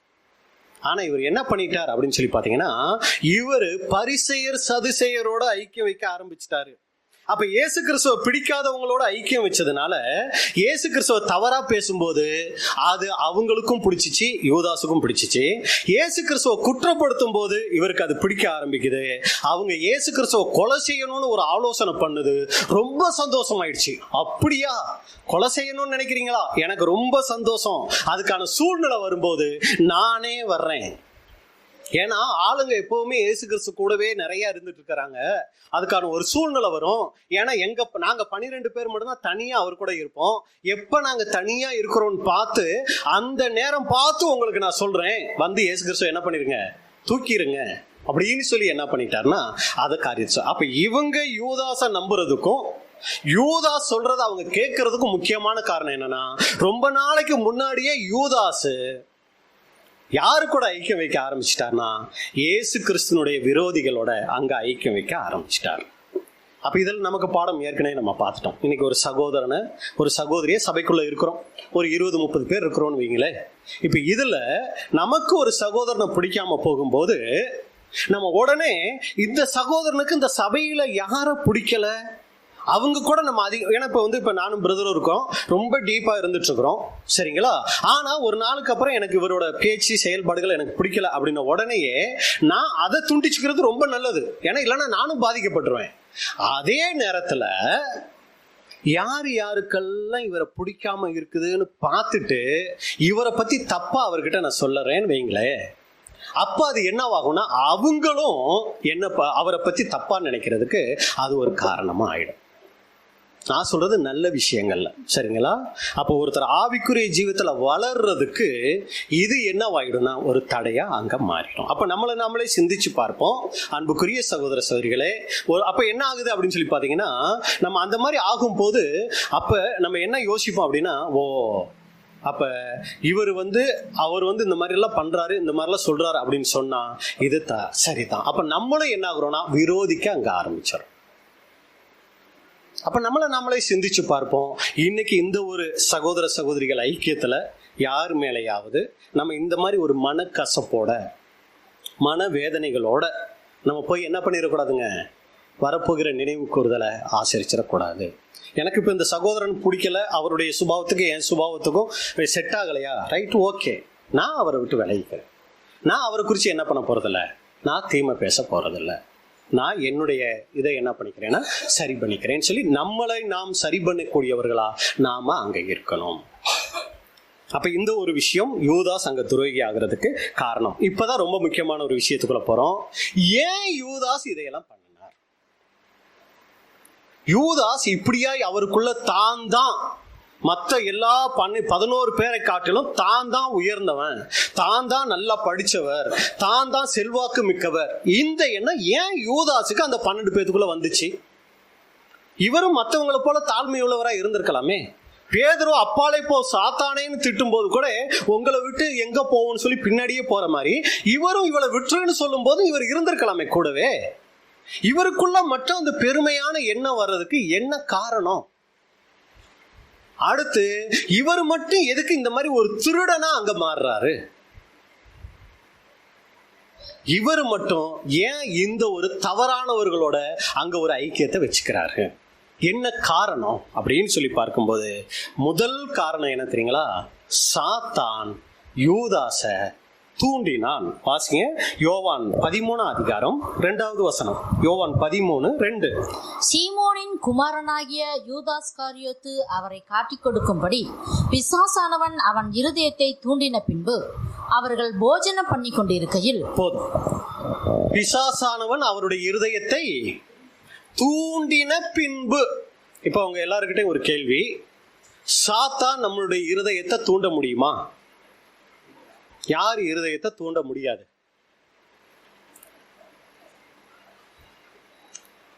எல்லாரோட இருதயத்தையும் தூண்ட முடியும். இயேசு கிறிஸ்துவோட இருதயத்தை தூண்ட முடியுமா? முடியுங்களா முடியாதுங்களா? முடியுங்க. இயேசு கிறிஸ்துவோட இருதயத்தை கூட தூண்டினார். எப்படி தூண்டினாரு?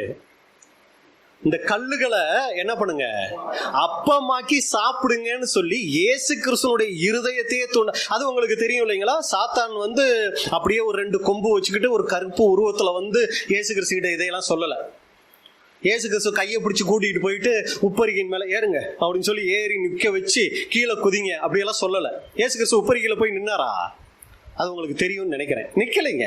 அது எங்க இருந்துச்சுன்னா வனாந்தரத்துல இருக்கும் போதே அந்த சிந்தனையை தூண்டினார். சிந்தனையை தூண்டும் போது அந்த சிந்தனை வரும்போதே இயேசு கிறிஸ்து என்ன தெரியுங்களா பண்ணாரு? சிந்தனையிலேயே அதை என்ன பண்ணிட்டாரு தெரியுங்களா? நேரடியெல்லாம் பேசிட்டு இருக்குங்க. அந்த சிந்தனை வரும்போதே அந்த கல்லை பாக்குறாரு. உடனே மைண்ட்ல ஒரு வாய்ஸ் வருது, இது அப்பமாக்கி நீங்க சாப்பிடலாமே, நீங்க தேவகுமாரன் தானே அப்படின்னு சொல்லும் போதே அப்பாலே போ சாத்தானே அப்படின்னு சொல்லி என்ன பண்ணிக்கிட்டாரு?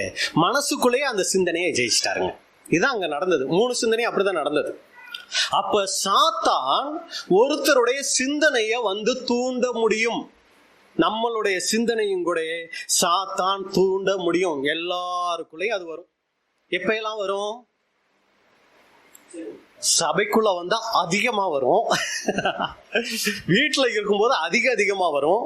உலகத்துக்குள்ள போகும்போது அதுதான் நிறைய வரும். சரிங்களா? இந்த தூண்டுதல் நமக்கு ஆரம்பத்துல இருந்து கடைசி வரைக்கும் இருந்துகிட்டே தான் இருக்குங்க. அந்த ஒரு சிந்தனை வந்துகிட்டே இருக்கும்.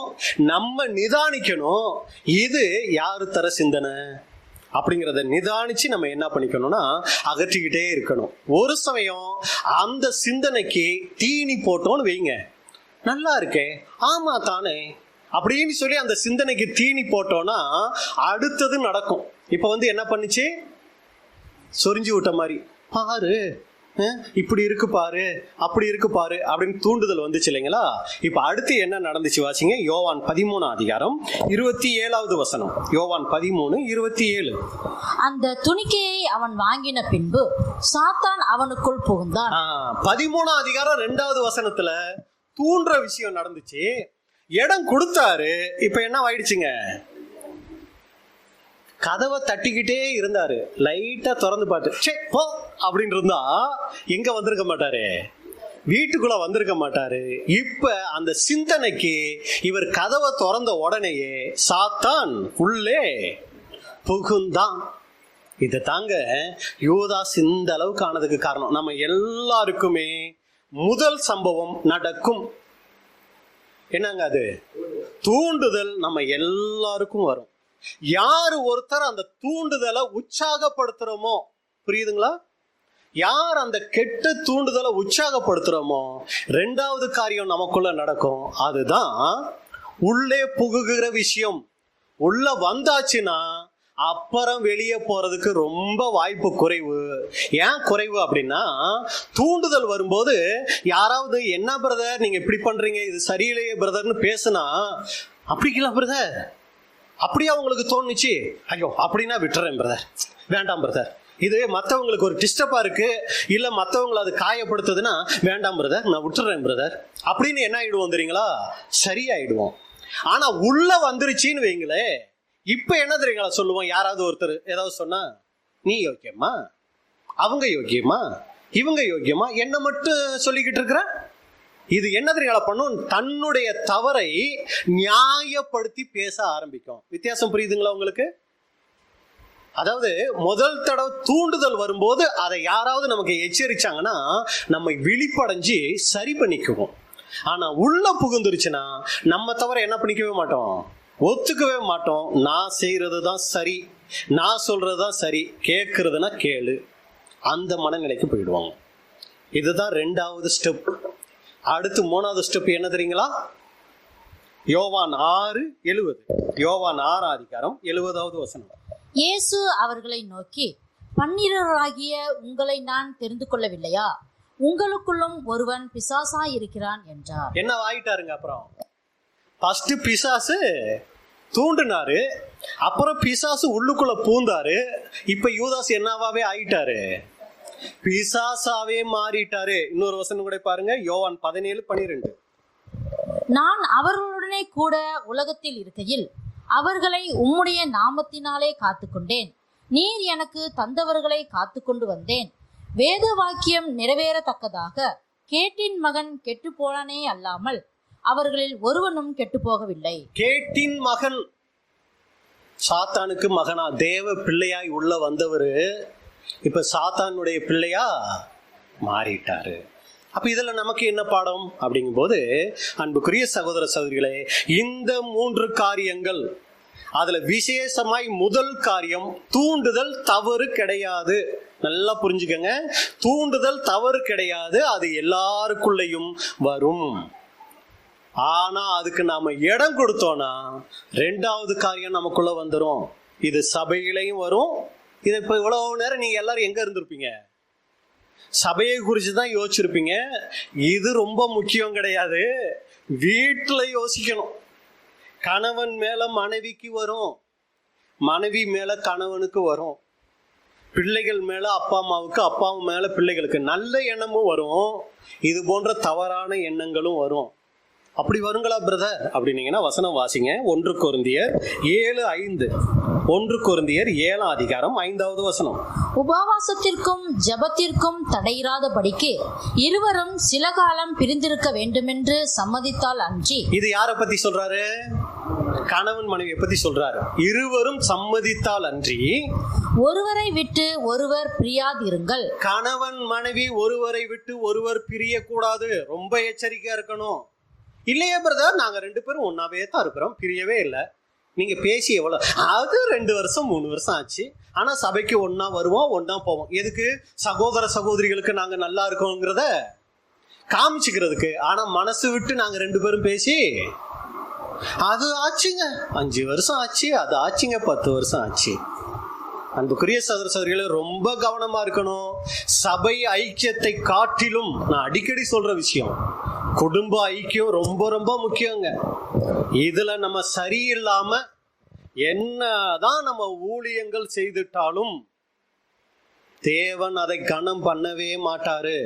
நான் அடிக்கடி அதை ஞாபகப்படுத்திட்டே இருக்கேன், எல்லா இடங்களையும் ஞாபகப்படுத்திட்டு இருக்கேன். சபையை உண்டாக்குகிறதுக்கு முன்னாடி தேவன் முதல் உண்டாக்கினது குடும்பம். குடும்பத்துக்கு அப்புறம்தான் சபை. அதனாலதான் சபையில ஒருத்தரை கண்காணியா வைக்கணும்னா முதல் தகுதி என்னன்னு சொல்றாரு? குடும்பத்தை நன்றாய் நடத்துகிறவனும் ஒரே மனைவியை உடைய புருஷனும். ரொம்ப ஜாக்கிரதையா இருக்கணும். இங்க நம்ம பாக்குறோம், சாத்தான் உங்களை தூண்டி விடாதபடிக்கு. அப்ப தூண்டுதல் குடும்பத்துல வரும். நம்ம உடனே என்ன யோசிப்போம்? அந்த சகோதரனை பத்தி இந்த சகோதரியை பத்தி ஏதாவது தூண்டினாரா, இதைத்தான் யோசிப்போம். கணவன் மனைவிக்குள்ள கூட ரொம்ப ஜாக்கிரதையா இருக்கணும். கணவன் உண்மையா ஊழியம் செய்தார்னா மனைவி அவங்களுக்கு சப்போர்ட்டா இருக்கணும். மனைவி ஒரு தேவ பக்தி உள்ள சகோதரியா இருந்தா எல்லா வகையிலும் கணவன் அவங்களுக்கு உதவியா இருக்கணும். எனக்கு ஒரு சகோதரர் தெரியும், ஏற்கனவே பாடங்கள்ல சொல்லியிருக்கேன். அந்த சகோதரர் தன்னுடைய மனைவி வேலை செஞ்சுக்கிட்டு இருந்தா வேலையை நிறுத்த சொல்லிடுவாரு. அவர் வீட்டுல இருக்கும்போது இவர் அந்த மனைவி செய்யக்கூடிய வேலை எல்லாத்தையும் இவர் செய்வார். செஞ்சுட்டு என்ன தெரியுங்களா பண்ணுவார்? அவங்க மனைவிய, நீ போயிட்டு ஜெபம் பண்ணு, நீ பைபிள் படி, நீ இந்த காரியம் செய், ஆவிக்குரிய காரியங்கள் அந்த சகோதரியை உற்சாகப்படுத்தி, இவர் வீட்டில் இருக்கிற அன்னைக்கு இன்னைக்கு நான் அதெல்லாம் பார்த்துக்கிறேன், நீ இதை பாருன்னு சொல்லி தன் சகோதரி ஆவிக்குரிய ஜீவிதத்தில் வளர்றதுக்கு உதவியா இருப்பாருங்க. அன்புக்குரிய சகோதர சகோதரிகளை, இப்படிப்பட்டவர்களா நாம இருக்கணும். தேவன் நம்ம சபையில எப்படி நடந்துக்கிறோங்கிறத பாக்குறதுக்கு முன்னாடி குடும்பத்துல நம்ம எப்படி நடந்துக்கிறோங்கிறத ரொம்ப கவனமா பாக்குறாருங்க. அதை வச்சுதான் ஒருத்தருக்கு சபை வாய்ப்பை தீர்மானிக்கிறாரு. நம்ம சபைக்கு வந்து நல்லா ஜெபிக்கிறதுனாலயோ இல்ல நம்ம சபையில வந்து சகோதர சகோதரிகள் மத்தியில் அதை பின்னாடி பார்க்க போறோம், ஒரு நல்ல பேர்ப்புகளோட இருக்கிறதுனால தேவன் அங்கீகரிக்கவே மாட்டார்.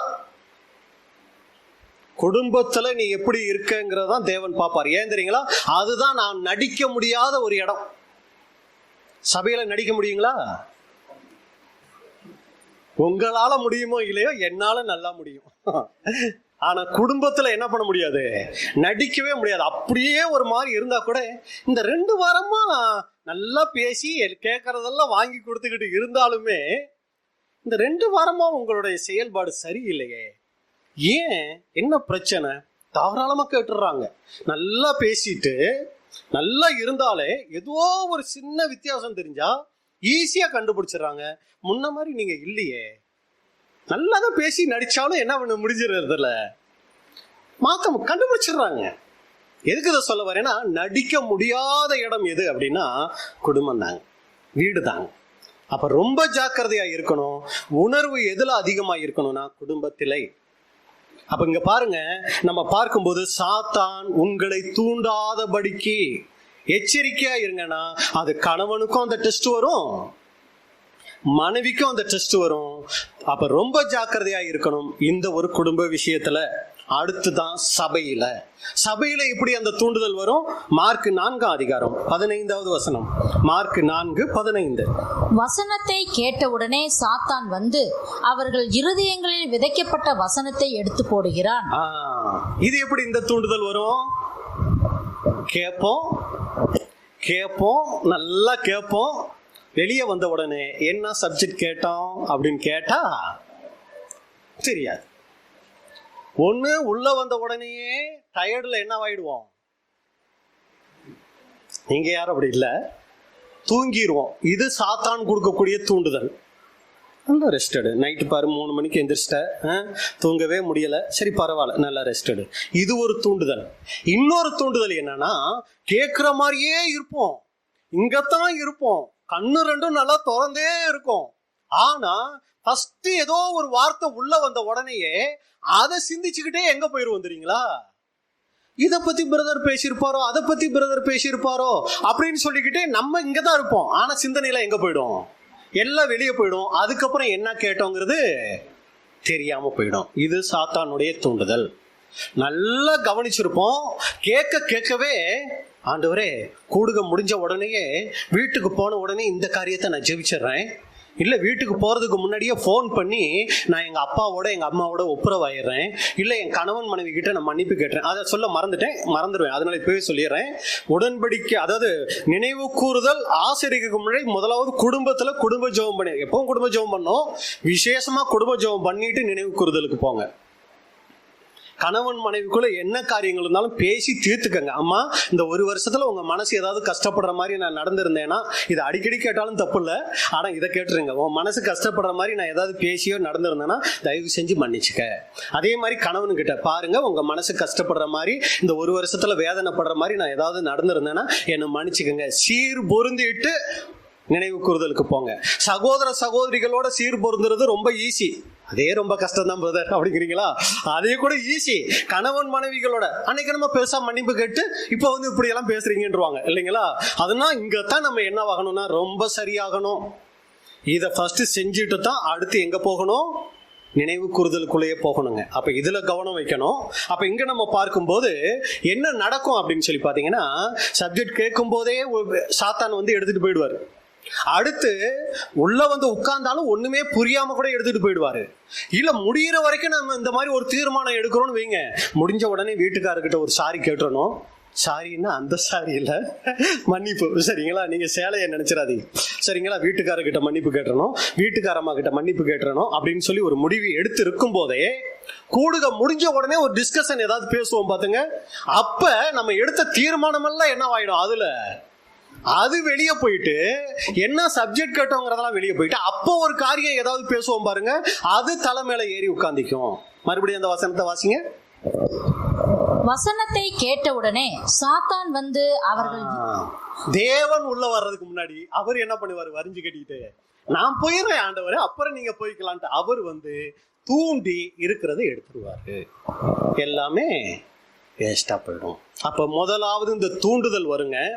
அந்த தூண்டுதலுக்கு நம்ம இடம் கொடுக்கும் போது, அது வேலை செய்யற இடமா இருக்கலாம், எந்த இடம் வேணாலும் இருக்கலாம், தூண்டுதல் வரும். அந்த தூண்டுதல் வரும்போதே, அப்பா நான் உங்க பிள்ளை இல்லையா, எனக்கே இந்த மாதிரிலாம் என்ன வருது, தப்பு தான், என் மனைவி தான், என் கணவன் தான், என் பிள்ளைகள் தான், என் பெற்றோர் தான், இப்போ என் மாமனார் மாமியார் தான், இப்படி நான் யோசிக்க கூடாதே. கணவன் மனைவியோட ஒப்புரவாகிறத மட்டும் நான் சொல்ல வரல, மீதி எல்லாம் இப்போ சேர்த்துட்டேன், சரிங்களா? அது எல்லாத்தையும் யோசிக்கணுங்க. இதுக்கு தனியா உட்காந்து தேவ சமூகத்தில் உட்காந்தாதான் பெரிய லிஸ்டே கிடைக்கும். அதனால தான் நம்ம என்ன பண்றதே இல்லை. எல்லாம் இருக்கீங்களா? உட்கார்றதே இல்லை. எங்க உட்கார்ந்தா லிஸ்ட் பெருசாயிடுமோ, அதனால ஆத்திரம் சோத்திரம் ஆமேன் ஆண்டவரே அப்படின்ட்டு நம்ம வெளியே வந்துடுறோம். ஆனா இதுதான் அன்புக்குரிய சகோதரர்களே ரொம்ப முக்கியம். தேவனுடைய தெய்வீக திட்டத்தை A to Z நம்ம தெரிஞ்சிருக்கலாம். நம்ம சத்தியத்தை பைபிள் ஆதியாகமம் தொடங்கி வெளிப்படுத்தின விசேஷம் வரைக்கும் தெரிஞ்சிருக்கலாம். ஆனா இது எல்லாமே சாத்தானுக்கும் கூட தெரியுங்க, சரிங்களா? சாத்தானுக்கு தெரியாது ஒண்ணுமே இல்லை. அதனால அவரை எங்க கொண்டு போயிடவே முடியாது, சபை வாய்ப்பு கொண்டு போயிடவே முடியாது. இதெல்லாம் கத்துக்கிட்ட நீ உன் வாழ்க்கையில என்னத்தை காமிக்கிற, அதான் கடைசியில வந்து நிற்கும். காரியத்தின் கடைத்தொகை இவ்வளவும் தெரிஞ்சுக்கிட்ட நீ என்ன பண்ற, இதைத்தான் தேவன் கடைசியா கொண்டு வந்து வைக்கிற பாயிண்ட், சரிங்களா? அப்ப ரொம்ப முக்கியம் என்ன அப்படின்னா, இந்த உறவுகள்ல நாம எப்படிப்பட்டவங்களா இருக்கிறோம், என்ன மாதிரி சிந்தை உள்ளவர்களா இருக்கிறோம், சரியா இருக்கிறோமா, இதுல ரொம்ப கவனம் வைக்கணுங்க நாம. ஏன்னா நம்ம கேட்கிற சத்தியங்கள் எல்லாம் எதுக்காகனா, குடும்பத்தை கட்டுவதற்காக. சபையை கட்டலாம், குடும்பத்தை கட்டுனாதான் சபையை கட்ட முடியும். குடும்பத்தை கட்டணும், குடும்பத்துல சரியா இருக்கணும். அவங்க சத்தியத்துக்குள்ள வந்திருக்கலாம், சத்தியத்துக்குள்ள வராம இருக்கலாம், அவங்க நம்மளை மோசமா நடத்துறவங்க இருக்கலாம். ஆனா தேவ பிள்ளையாய் நாம எப்படி இருக்கிறோம், தேவன்கிட்ட கணக்கு கொடுக்கறதுல சரியா இருக்கிறோமா? அப்ப ரொம்ப ஜாக்கிரதையா இருக்கணும் இந்த விஷயத்துல. அப்ப இந்த தூண்டுதல் வரும், உள்ளுக்குள்ள இடம் கொடுத்துறாம நாம் சரி செய்து கொள்ளணும். இப்ப யூதாஸ் என்ன ஆயிட்டார்னா, ஃபர்ஸ்ட் தூண்டப்பட்டார், இடம் கொடுத்தார், சாத்தானாவே மாறிட்டார். இப்ப யூதாஸ் என்ன நினைச்சு காட்டி கொடுத்தார் அப்படின்னு சொல்லி நீங்க பாத்தீங்கன்னா, இயேசு கிறிஸ்துவ காட்டி கொடுப்போம், ஆனா அவர் என்ன ஆக மாட்டாரு, கைதெல்லாம் ஆக மாட்டார், சாக மாட்டார் இல்லைங்க, கைதே ஆக மாட்டார்னு இவர் நினைச்சார். அப்படி ஒரு சமயம் கைது ஆனா கூட அவங்களையெல்லாம் ஜெயிச்சு இவர் என்ன ஆயிடுவாரு, ரோமர்களை ஜெயிச்சு இவர் ராஜாவாயிடுவாருன்னு நினைச்சாரு.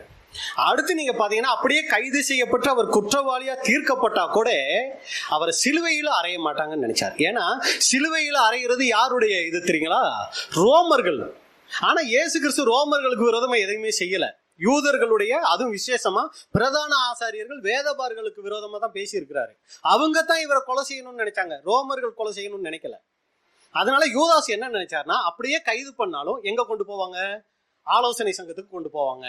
அப்படி கொண்டு போகும்போதே இயேசு கிறிஸ்து அவங்க இருந்து மறைஞ்சிருவாரு. ஒரு சமயம் அவங்க கல்லுல அடிக்கணும்னு தீர்ப்பு போட்டாங்கன்னு வைங்க, ஏற்கனவே இயேசு கிறிஸ்துவ கல்லுல அடிக்கணும்னு நினைச்சப்பெல்லாம் என்ன பண்ணிட்டாரு, இயேசு கிறிஸ்து மறைஞ்சிட்டாரு. அதே மாதிரி இவர் தப்பிச்சிருவாருன்னு இவர் நினைச்சாரு. இப்படி யூதாஸ் நினைச்சுக்கிட்டு தான் இயேசு கிறிஸ்துவ என்ன பண்ணாருன்னா காட்டி கொடுத்தார். ஒரு சமயம் இந்த யூதர்களுக்கிட்ட இருந்து தப்பிச்சு, ரோமர்களுக்கிட்ட இருந்து தப்பிச்சு இவர் ராஜாவானார்னா நமக்கு பழையபடி ஒரு பொறுப்பு கிடைக்குமே. இந்த மாதிரி யோசனைகள்ல தான் அங்க யூதாஸ் அதை செஞ்சாரு அப்படின்னு கூட பார்த்தாரு. எந்த சூழ்நிலையிலும் இயேசு கிறிஸ்து மரிக்க மாட்டார் அப்படின்னு தான் நினைச்சாரு. அதே மாதிரி யூதர்களுக்கிட்ட காட்டி கொடுத்தா கூட யூதர்களுக்கு ரோமர்களை பிடிக்கவே பிடிக்காதுங்க. அதனால ஒருபோதும் யூதர்கள் ரோமர்கள்கிட்ட இயேசு கிறிஸ்துவ கூட்டிக்கிட்டு போக மாட்டாங்கன்னு இவர் நம்பினார். ஆனா இவர் நினைச்சது ஒண்ணு, அங்க நடந்தது வேற ஒண்ணு ஆயிப்போச்சு. யூதர்களுக்குள்ளேயே பிரச்சனை முடிஞ்சிடும். ஏன்னா யூதர்களுக்கு ஒருத்தர மரண ஆக்கினை தீர்க்கிறதுக்கு அன்னைக்கு அதிகாரம் இல்ல, ரோமர்களுக்கு தான் அந்த அதிகாரம் இருந்துச்சு. அதனால இயேசு கிறிஸ்து சாக மாட்டாருன்னு இவர் நினைச்சாரு. ஆனா இயேசு கிறிஸ்துக்கு அவருடைய வேலை வந்துருச்சுன்னு தெரிஞ்ச உடனே அமைதியா என்ன பண்ணிட்டாரு, தன்னை ஒப்பு கொடுத்துட்டார். இதை யூதாஸ் எதிர்பார்க்கவே இல்லை. நைட்டு இவர் காட்டி கொடுத்த பின்னாடி வீட்டுக்கு போயிருந்தா கூட இவர் தூங்கி இருக்க மாட்டாரு. இயேசு கிறிஸ்து எப்படி தப்பிக்கிறாருங்கிறதுல தான் இவர் கவனம் இருந்திருக்கும். ஆனா நீங்க பாத்தீங்கன்னா காலையில நியூஸ் வருது, அவர் என்ன பண்ணிட்டாங்க, மரண தீர்ப்புக்கு ஒப்பு கொடுத்துட்டாங்கன்னு தெரிஞ்ச உடனேயே ஓடுறாருங்க. எங்க பிரதான ஆசாரிகிட்ட ஓடுறார். வசனம் நம்ம வாசிக்கலாம். மத்தேயு 27ஆம் அதிகாரம் 3வது வசனம். மத்தேயு 27:3. அப்பொழுது அவரை காட்டிக் கொடுத்த யூதாஸ் அவர் மரண ஆக்கினைக்குள்ளாக தீர்க்கப்பட்டதை கண்டு மனஸ்தாபப்பட்டு அந்த 30 வெள்ளிக்காசை பிரதான ஆசாரியரிடத்திற்கும் மூப்பரிடத்திற்கும் திரும்ப கொண்டு வந்து, அப்பொழுது அவரை காட்டிக் கொடுத்த யூதாஸ் அவர் மரண ஆக்கினைக்கு உள்ளாக தீர்க்கப்பட்டதை கண்டு, இதை அவர் எதிர்பார்க்கவே இல்லை. இயேசு கிறிஸ்து மரண ஆக்கினைக்குள்ள போவாருன்னு இவர் நினைக்கல, தப்பிச்சிருவாருன்னு நினைச்சாரு. ஆனா இங்க சூழ்நிலை மாறி போச்சு. இயேசு கிறிஸ்து மரண ஆக்கினைக்குள்ள தீர்ப்பிடப்பட்டுட்டார். உடனே போயிட்டு, ஐயா இப்படி ஆகும்னு நான் நினைக்கல, இந்தாங்க காசு வச்சுக்கங்க, எப்படியாவது அவரை காப்பாத்திருங்கும் போது எங்களுக்கு என்ன, அது ஓம்பாடு அப்படின்னு சொல்லிட்டாங்க. உடனே என்னவாயிட்டார் அப்படின்னு சொல்லி நீங்க பாத்தீங்கன்னா, குற்ற உணர்வு அதிகரிக்குது. இப்பதான் அவர் செஞ்ச தப்பெல்லாம் என்னவாகுது, உள்ள வருது. இந்த உலகத்துல சொல்லுவாங்க, நீங்க ஏதாவது ட்ரை பண்ணீங்களா பிரதர் அப்படின்னா, இல்ல, இந்த தீ ஊத்தி இந்த மண்ணெண்ணெய் ஊத்தி பத்த வச்சுக்கிறாங்க இல்லைங்களா, அதே மாதிரி இந்த தூக்கெல்லாம் போட்டுக்கிறாங்க இல்லைங்களா, இவங்களை அந்த மனசு என்ன சொல்லுமா, நீ எதுக்கு உலகத்துல இருக்கிற, செத்துருன்னு சொல்லிக்கிட்டே இருக்குமா. இதுலதான் இவங்க என்ன ஆகுறாங்க, நான் எதுக்கு உலகத்துல இருக்கணும் அப்படின்னு சொல்லி என்ன ஆயிடுறாங்கன்னு சொல்லி பாத்தீங்கன்னா, உடனே ஒரு வேகத்துல மண்ணெண்ணெயை எடுத்து ஊத்தி பத்த வச்சிருவாங்க. அதுக்கப்புறம் அவங்களுக்கு என்ன தெரியுங்களா தோணுமா, உயிர் வாழணுங்கிற ஆசை வந்துருமா. அப்புறம் தங்களை சாகணும்னு தான் முடிவு பண்ணிட்டாங்களே, பேசாம அமைதியா சாகலாம் தானே. அவங்க பாருங்க, ஓடுவாங்க, அலறுவாங்க, தங்களை யாராவது காப்பாத்திர மாட்டாங்களேன்னு என்ன பண்ணுவாங்க, துடிப்பாங்க. இப்ப இதுதான் இங்க என்ன ஆயிடுச்சு அப்படின்னு சொல்லி நீங்க பாத்தீங்கன்னா, இப்ப யூதாஸ் காட்டி கொடுத்துட்டாரு. இப்ப அவருக்குள்ள என்னவாக ஆரம்பிச்சிருச்சு தெரியும், ஐயோ தப்பு பண்ணிட்டேனே, குற்றம் இல்லாத ரத்தத்தை காட்டி கொடுத்துட்டேனே. அவர் காலை இயேசு கிறிஸ்து கழுவுனது, சிநேகிதனே மொத்தத்திலேயா என்ன காட்டி கொடுக்குற, இதெல்லாம் அவருக்குள்ள வர ஆரம்பிச்ச உடனே நொறுங்கிட்டாருங்க. நொறுங்கி என்ன ஆயிட்டார் அப்படின்னு சொல்லி பாத்தீங்கன்னா, மனம் திரும்பி இருக்கணும், ஆனா என்ன பண்ணிட்டாரு, தற்கொலை அங்க செய்து கொண்டார் அப்படின்னு கூட பாக்குறோம்.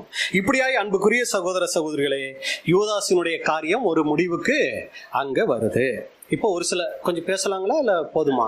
சரி, அப்ப இன்னும் ஒரு சில காரியங்கள் நம்ம பார்த்துட்டு அதை முடிக்கலாம். என்னன்னா, யூதாசை பத்தி எப்படி ஆரம்பத்துல வந்தாரு, எவ்வளவு தாழ்மையோட இருந்தாரு, அப்புறம் எப்படி அவர் துரோகியா மாறிக்கிட்டே வந்தாரு. அவர் துரோகியா மாறுறதுக்கு அவருக்குள்ள 3 காரியங்கள்: தூண்டுதல், புகுதல், மாறியே விடுறது. சாத்தானவே மாறிட்டாரு. அந்த மாறின பின்னாடி இயேசு கிறிஸ்துவ காட்டி கொடுத்துட்டாரு.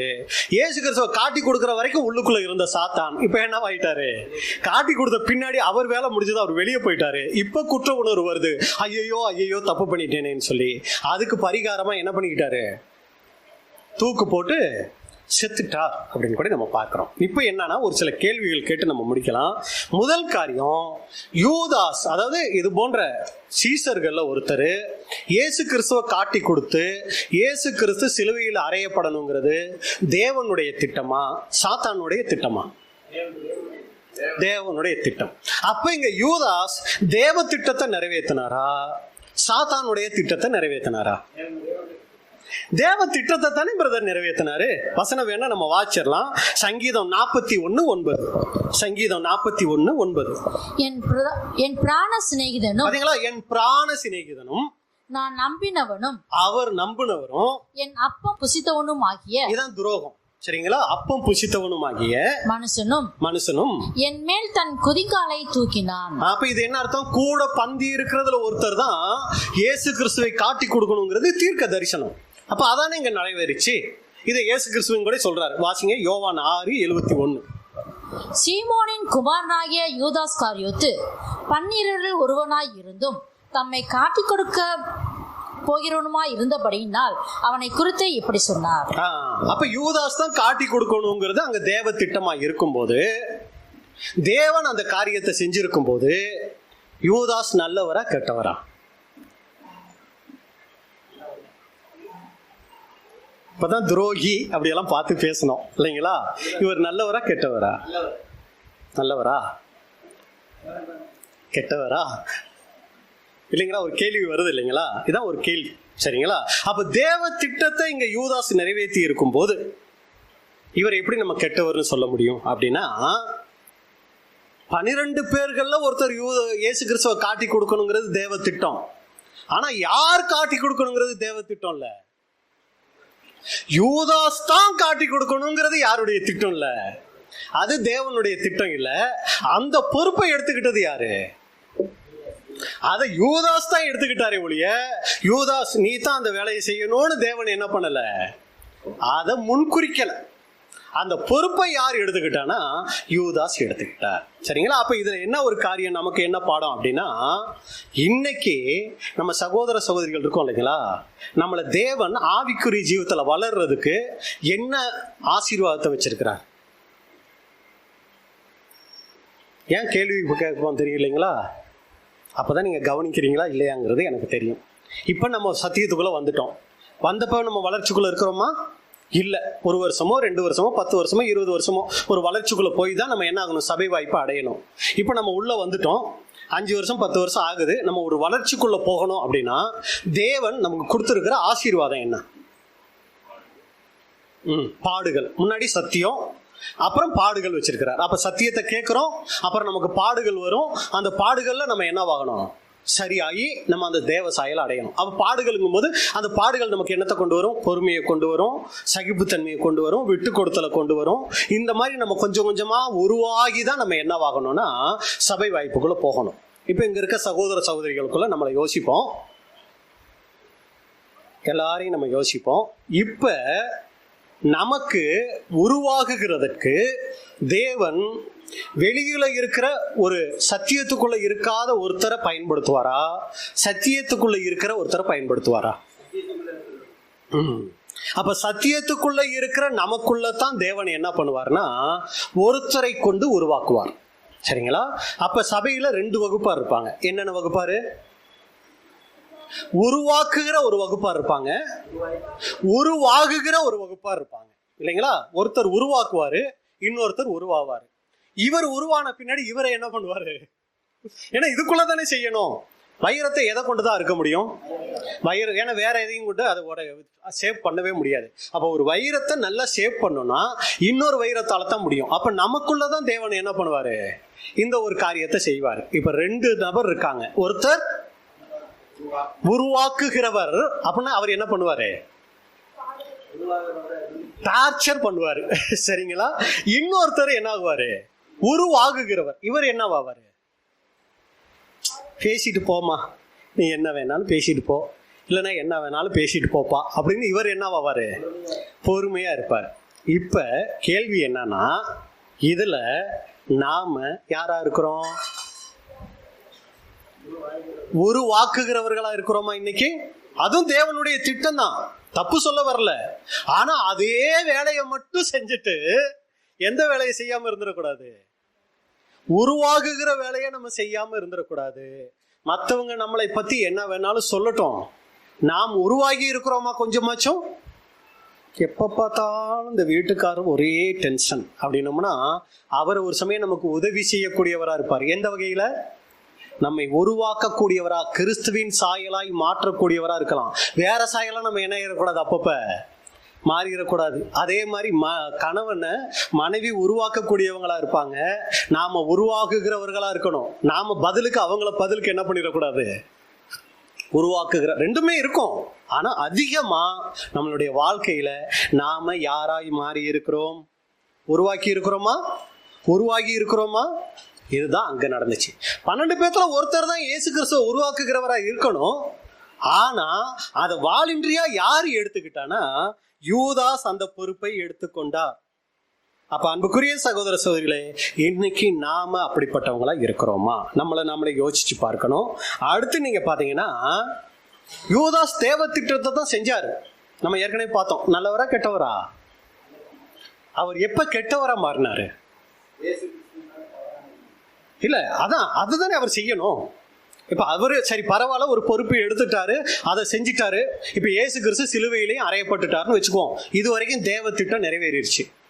இப்ப யூதாஸ் எங்க தவறுனவரா மாறுறார் அப்படின்னா, ஏன்னா கண்டிப்பா 12 பேர்ல ஒருத்தர் தான் குதிங்கால தூக்கணும், அப்பம் புசிச்சவர் தான் காட்டி கொடுக்கணும். இது தேவ திட்டம், இது தப்பே கிடையாதுங்க.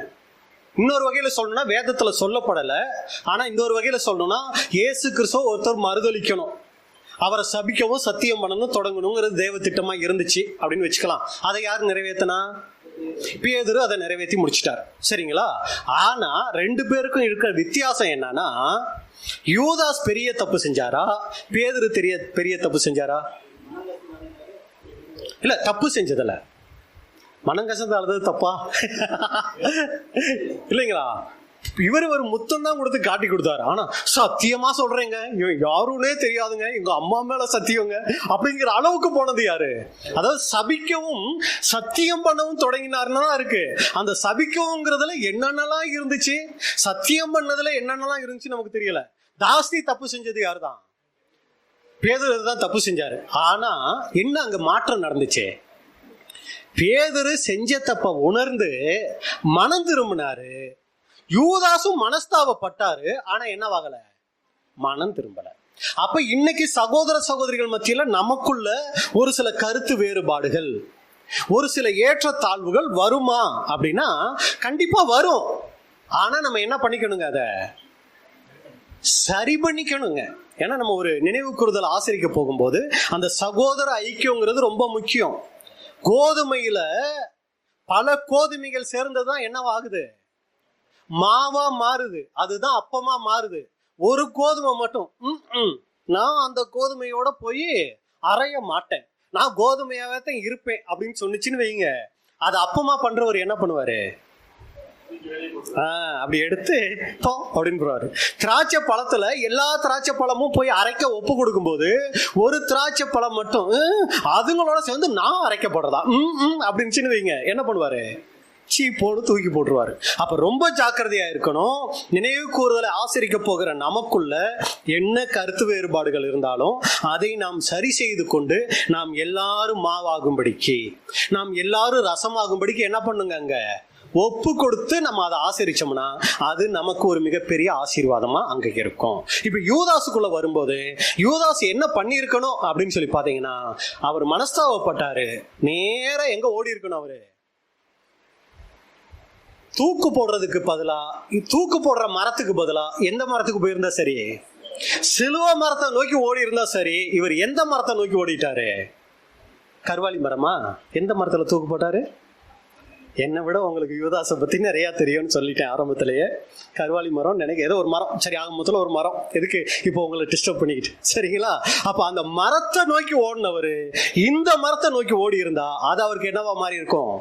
ஆசீர்வாதமா மாறி இருக்கும். ஆனா இவர் என்ன மாறிட்டார்னா சிலுவை மரத்துக்கு பதிலா தூக்கு மரத்தை தேர்ந்தெடுத்துட்டார் அப்படின்னு கூட நம்ம பார்க்கிறோம். அப்ப முதல் கேள்விக்கான பதில், தேவனுடைய திட்டம் யூதாஸ் தான் அப்படிங்கிறது இருந்துட்டா கூட, அதான் யூதாஸ் தான் முன்குறிக்கல, 12 பேர்த்துல ஒருத்தர் தான், ஆனா அது யூதாஸா அதை எடுத்துக்கிட்டா கூட யூதாசு கிட்ட தேவன் எதிர்பார்த்த காரியம் அதை செஞ்சு முடிச்ச பின்னாடி யூதாஸ் என்ன பண்ணிருக்கணும்? மனம் திரும்பி இருக்கணும். மனம் திரும்புதல் தேவன் எதிர்பார்க்கிற முக்கியமான குணலட்சணம். அன்புக்குரிய சகோதர சகோதரிகளே, நான் அடிக்கடி சொல்ற ஒரு விஷயம், நம்ம ஆண்டவரை எவ்வளவு வேணாலும் துதிக்கலாம், எவ்வளவு வேணாலும் மகிமைப்படுத்தலாம், எவ்வளவு வேணாலும் ஊழியம் செய்யலாம், தேவன் சந்தோஷப்படுறாரு. அதை விட தேவன் சந்தோஷப்படுற ஒரு விஷயம் இருக்கு. என்ன தெரியுங்களா? மனம் திரும்பும் போது நம்ம செய்யற ஊழியம், நம்ம செய்கிற மற்ற காரியங்கள் எல்லாத்த விட நம்ம ஒரு தப்பு செஞ்சுட்டு மனம் திரும்புறோம் பாருங்க, அது தாங்க தேவனை ரொம்ப சந்தோஷப்படுத்துதான். எப்படி பிரதர் சொல்றீங்க அப்படின்னா, நீங்க ஒரு வசனம் சொல்லுங்க அதுக்கு. ஒரு பாவியின் மனம் திரும்புதலின் நிமித்தம் பரலோகம் என்ன ஆகும்? மிகுந்த சந்தோஷப்படுங்களாம். நம்மளாம் பாவிகளா? நான் பிரதான பாவி, உங்க எல்லாரும் விட நான் பிரதான பாவி, ஒத்துக்கிறேன், சரிங்களா? ஆனா பாவியா இருக்கிறதுல அவர் சந்தோஷப்படுறதுல அந்த ஒவ்வொரு தப்பு நம்ம அது இயற்க வார்த்தையில வந்துரும், சிந்தனையில வந்துரும், செயல கூட செஞ்சிருவோம். உணர்த்தப்படும் போது ஆண்டவரே உங்க மனசை துக்கப்படுத்திட்டேன்ப்பா, என்னை மன்னிச்சிருங்கப்பான்னு சொல்லி கதறோம் பாருங்க. தேவன் என்ன தெரியுங்களா பண்ணுவாரு? வாங்க வாங்க வாங்கன்னு தேவதூதர்கள் அத்தனை பேரையும் கூப்பிட்டு வச்சு, பாருங்க என் புள்ள தப்பு செஞ்சிட்டான், ஆனா அந்த தப்பை என்ன பண்ணிட்டான்? உணர்ந்து அழுகிறான் பாருங்க, அழுகிறான் பாருங்க, கண்ணீர் வருது பாருங்க. ஒரு பாவி நிமித்தம் பரலோகம் சந்தோஷப்படும். லூக்கா அந்த 18ஆம் அதிகாரம் நினைக்கிறேன், அந்த மனம் திரும்புதல், ஒரு காணாமல் போன வெள்ளிக்காசு, காணாமல் போன இளையகுமாரன், இது எந்த அதிகாரங்க லூக்காவில்? 18ஆ?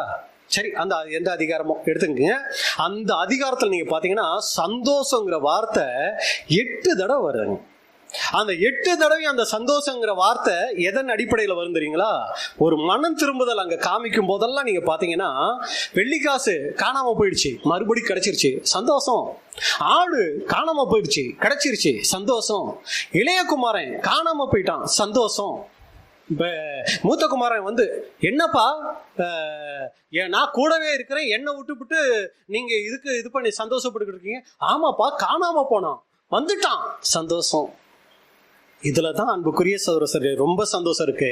நாம் பஸ்காவை, அதாவது நினைவு கூறுதலை ஆசரிக்கிறது தேவனை சந்தோஷப்படுத்துதோ இல்லையோ, அதுக்கு முன்னாடி ஒரு ஆயத்தப்படுறோம் பாருங்க. அப்பா, நான் செஞ்ச தப்பெல்லாம் என்னை மன்னிச்சிருங்க.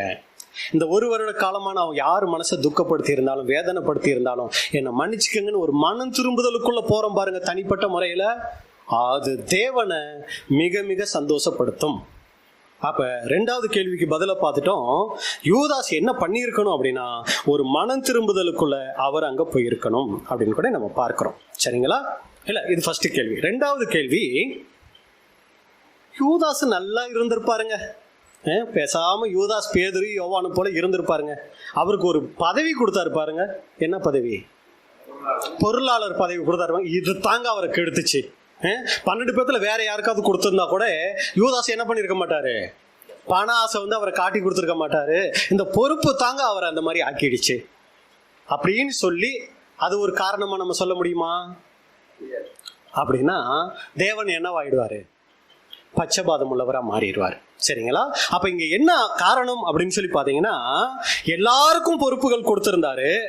அது அவங்கள பாவிகளா மாத்துறதுக்காக அல்ல, அவங்க கொடுக்கப்பட்ட பொறுப்புல உண்மையுள்ளவர்களா இருக்கணும்னு தான் தேவன் அந்த பொறுப்புகளை கொடுத்திருந்தாரு.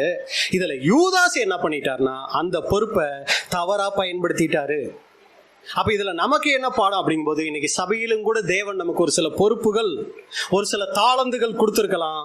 அது நம்மளை தேவ பக்திக்குள்ள, வளர்ச்சிக்குள்ள கொண்டு போகணும்னு தான் கொடுக்குறாருங்க. அதை வச்சுக்கிட்டு நம்ம தவறுக்குள்ள போனோம்னா அது தேவன் அதுக்கு பொறுப்பு கிடையாது, நம்ம தான் பொறுப்பு. இவர் ஆரம்பத்துல நல்லா தான் பிரதர் இருந்தாரு, இப்படியெல்லாம் ஊழியங்கள் கொடுக்க போய் தான் பிரதர் இவர் இப்படி ஆயிட்டார் அப்படின்னா, அவர் ஆரம்பத்திலேயே அப்படித்தான் இருந்தாரு.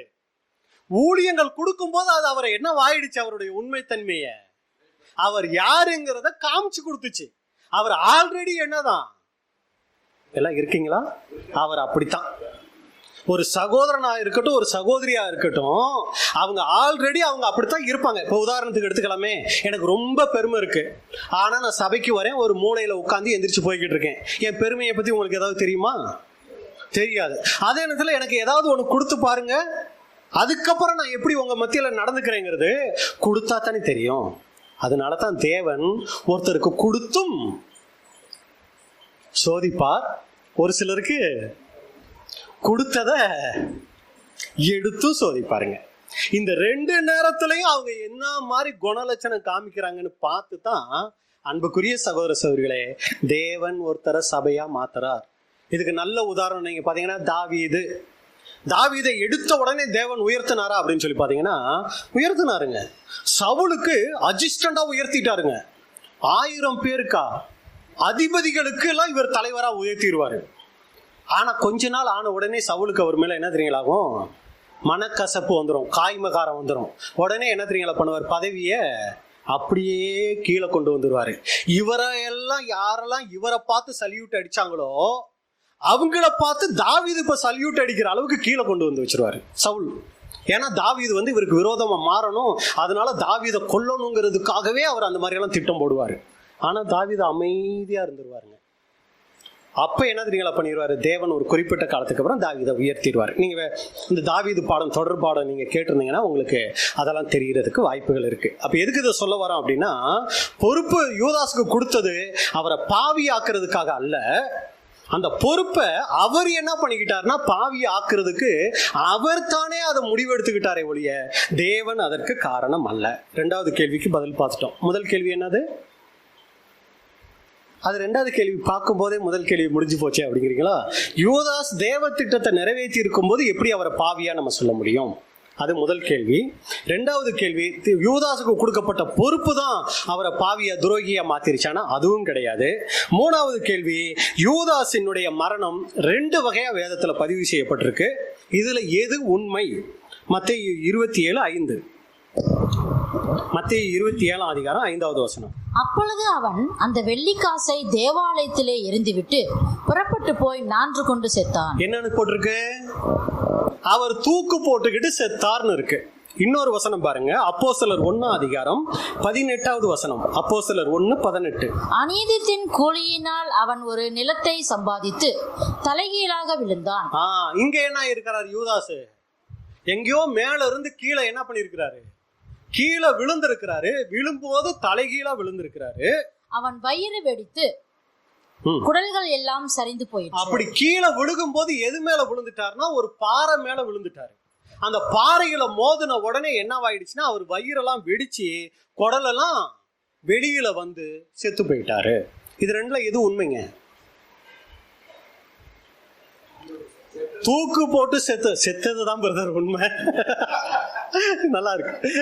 அதாவது தூக்கு போட்டு செத்தது உண்மையா, மேல இருந்து கீழே விழுந்து வயிறு வெடிச்சு செத்தது உண்மையானா வேதத்துக்கு இன்னொரு பேர் இருக்கு. என்ன வேதம் இது? சத்திய வேதம். பாட்டு கூட பாடுவோமே, சத்திய வேதம் பக்தரின் கீதம், இல்லைங்களா? இது சத்திய வேதம். அப்ப ரெண்டுல எது உண்மை, எது பொய்யே? ரெண்டுமே உண்மைதான். வேதத்துல பொய்யே சொல்லாது. அப்ப ரெண்டுமே உண்மைன்னா வேற வேற மாதிரி இருக்கேன்னா எப்படின்னா, இவரு மனஸ்தாபப்பட்டாரு, உடனே என்ன ஆக ஆரம்பிச்சாரு? நேரா போனாரு, பாறைகள் நிறைந்த ஒரு இடத்துக்கு போனாரு, மலைகள் இருந்த அந்த இடத்துக்கு போனாரு, போய் தூக்கு போட்டாரு, கழுத்தை மாட்டிட்டாரு. நேரம் ஆக ஆக ஒருத்தர் செத்துட்டா அவங்க உடம்பு என்னவாக ஆரம்பிக்கும்? வெயிட் ஆக ஆரம்பிக்க அந்த கிளை என்னவாக ஆரம்பிச்சிச்சுன்னா வெயிட்டை தாங்க முடியல, கிளை உடஞ்சி கீழே விழுந்தாரு. விழுந்த இடம் எப்படிப்பட்ட இடம்? பாறைகள் நிறைஞ்ச இடமா இருந்ததுனால பாறையில விழுந்தாரு, வயிறு வெடிச்சு செத்தாரு. அப்ப ரெண்டும் உண்மை. அவர் ஒரு பகுதியை எழுதியிருக்கிறாரு. இங்க அப்போஸ்தலர் லூக்கா எழுதும்போது அவர் தீர விசாரிச்சு தானே எழுதுவாரு. சரி, அப்ப அவர் என்ன பண்ணிருக்காருன்னா முழுமையா அங்கே எழுதி இருக்கிறார். அப்ப ரெண்டுமே உண்மை அப்படின்னு கூட பார்த்துட்டோம். 4வது கேள்வி, யூதாசுக்கு 2ஆம் மரணமா? இவ்வளவு பண்ணிட்டாரே, இயேசு கிறிஸ்து கூடவே இருந்து தப்பு பண்ணாரே, இயேசு கிறிஸ்து போதனைகளை எல்லாம் கேட்டு தப்பு பண்ணாரே, இவருக்கு 2ஆம் மரணமா? இல்ல இவர் உயிர்த்தெழுதலுக்கு வாய்ப்பு இருக்கா? பிரதர், இது வரைக்கும் பார்த்த வகையில யூதாசு எங்களை விட நல்லவரா தான் பிரதர் தெரியுறாரு, அப்படியேதான் யோசிச்சிட்டீங்களா? யூதாசு 2ஆம் மரணம் கொடுத்தா நல்லா இருக்குமா, உயிர்த்தெழுதல் கொடுத்தா நல்லா இருக்குமா? மூத்த சகோதரர்களை கேட்கிறாங்க ஒரு அபிப்பிராயம். எது அப்படின்னு சொன்னா, அவருக்கு 2ஆம் மரணம் இருக்கிறதுக்கு வாய்ப்பு இருக்கு அப்படின்னு ஆரம்பத்துல சொல்லிடுறாங்க. மறுபடி கேட்கும்போது அவருக்கு உயிர்த்தெழுதல் கொடுத்தா எனக்கு ஒன்றும் பிரச்சனை இல்லை அப்படின்னு சொல்லி முடிச்சிடுறாரு. சரிங்களா? அப்ப என்ன இதுல நம்ம தெரிஞ்சுக்கிற ஒரு விஷயம்னா, ஏன் யூதாசுக்கு இந்த ஒரு கேள்வி வருது அப்படின்னா, அவர் பரிசுத்த ஆவியை பெறுறதுக்கு முன்னாடி என்னவாயிட்டாரு? இதெல்லாம் செஞ்சாரு. ஏன்னா சீசர்களா எப்பதான் பரிசுத்த ஆவியை பெற்றாங்க? பெந்தேகோஸ்தே நாள்ல தான் பரிசுத்த ஆவியை பெற்றாங்க. அதுக்கப்புறம் ஒருத்தர் பரிசுத்த ஆவியை பெற்ற பின்னாடி அதுக்கு விரோதமா நடந்தாருன்னா தான் என்ன இருக்கு? அவருக்கு 2ஆம் மரணம் இருக்கு. பரிசுத்த ஆவியை பெறுறதுக்கு முன்னாடி தானே இவர் இதெல்லாம் செஞ்சாரு. அப்படிங்கிறதுனால நமக்கு தெரியல, கொடுத்தாலும் நமக்கு என்ன கிடையாது, ஒரு பிரச்சனை கிடையாது. நாம என்னவா இருந்துக்கணும்? 2ஆம் மரணத்துக்கு போகாம நம்மளை என்ன பண்ணிக்கணும்னா, சபை வாய்ப்புக்கு உரியவர்களா நம்மளை நம்ம என்ன பண்ணிக்கணும்னா மாற்றிக்கொள்ளணும். சரிங்களா? இப்ப யூதாஸ் ஒரு சமயம் மனம் திரும்பி இருந்தார்னு வச்சுக்கோமே, காட்டி கொடுத்துட்டாரு இல்லைங்களா? இப்போ உணர்வு அடைஞ்சிட்டாரு. வேத பாரகர் பிரதான ஆசிரியன் கிட்ட போயிட்டாரு, ஐயா இந்த மாதிரி செஞ்சுட்டு, அது எங்களுக்கு என்ன, அது ஓம்பாடுன உடனேயே இவர் நேரா எங்க ஓடிட்டாரு? தூக்கு மரத்துக்கு பதிலா சிலுவ மரத்துக்கு போறாரு. அங்க இயேசு கிறிஸ்து மரிச்சு இருக்கிறாரு. போய் சிலுவ மரத்தை கட்டி பிடிச்சிக்கிட்டு அழுகிறாரு. ஆண்டவரே நம்ம மன்னிங்கன்னு அழுகிறாரு. போய் ஒரு ஓரத்துல உட்காந்து அழுதுகிட்டு இருக்கிறாருன்னு வச்சுக்குவோம். சீசர்களோட சேரல, கற்பனை தான். என்ன நடந்திருக்கும்? இயேசு கிறிஸ்து உயிர்த்தெழுந்த உடனேயே, அதாவது நடந்த சம்பவம், இயேசு கிறிஸ்து உயிர்த்தெழுந்த உடனே பாக்குறாரு, 10 பேர் ஒரு பக்கம் இருக்கிறாங்க. ஒரு ஆள் என்ன தெரியுங்களா பண்றாரு? ஓன்னு அழுதுகிட்டு இருக்கிறாரு. யாருங்க அது? இல்ல, உயிர்த்தெழுந்த பின்னாடி வேதத்தின்படி நடந்த சம்பவத்தை சொல்றேன். யார் அழுதுட்டு இருந்திருப்பா? இல்ல, யூதாஸ் செத்துட்டாரு. அந்த சம்பவத்தை சொல்றேன். இப்ப இயேசு கிறிஸ்து மரிச்சிட்டாரு, யூதாசும் நானுக்கிட்டு செத்துட்டாரு. இப்ப 3வது நாள் கழிச்சு இயேசு கிறிஸ்து உயிர்த்தெழுந்து வர்றாரு. இப்ப வரும்போது 11 பேர் இருக்காங்க இல்லைங்களா? இந்த 11 பேர்த்துல 10 பேர் பயத்தோட இருக்கிறாங்க. ஒருத்தர் ரொம்ப அழுதுகிட்டு இருக்கிறாரு. யாரு? பேதுரு தான் அழுதுகிட்டு இருக்காரு.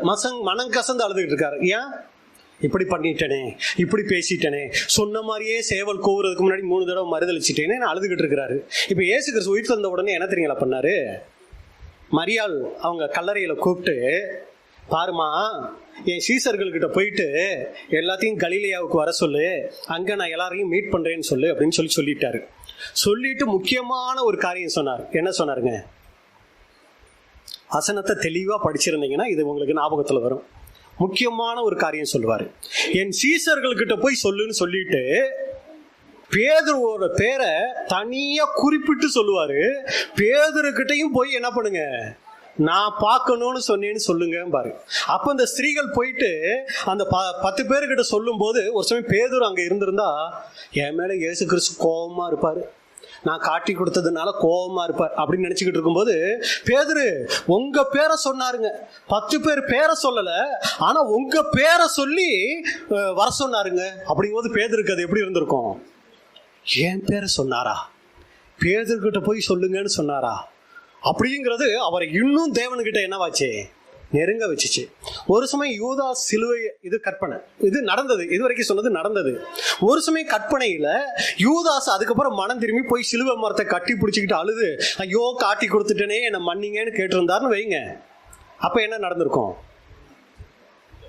இயேசு கிறிஸ்து உயிர் தெழுந்த பின்னாடி யூதாஸ் கிட்ட போயிட்டு, நான் உயிர் தெழுந்துட்டேன், என்னை காட்டி கொடுத்ததுக்காக சங்கடப்பட வேணாம், அது தேவனுடைய திட்டத்துல இருந்துச்சு, அவரை கவலைப்பட வேணாம், நான் வர சொன்னேன்னு சொல்லுங்கன்னு சொல்லியிருப்பார் இல்லைங்களா?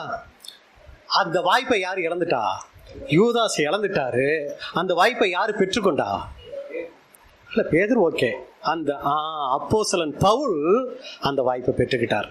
ஒரு சமயம் யூதாஸே இருந்திருந்தார்னா யாருக்கு அந்த வாய்ப்பு கிடைச்சிருக்காது?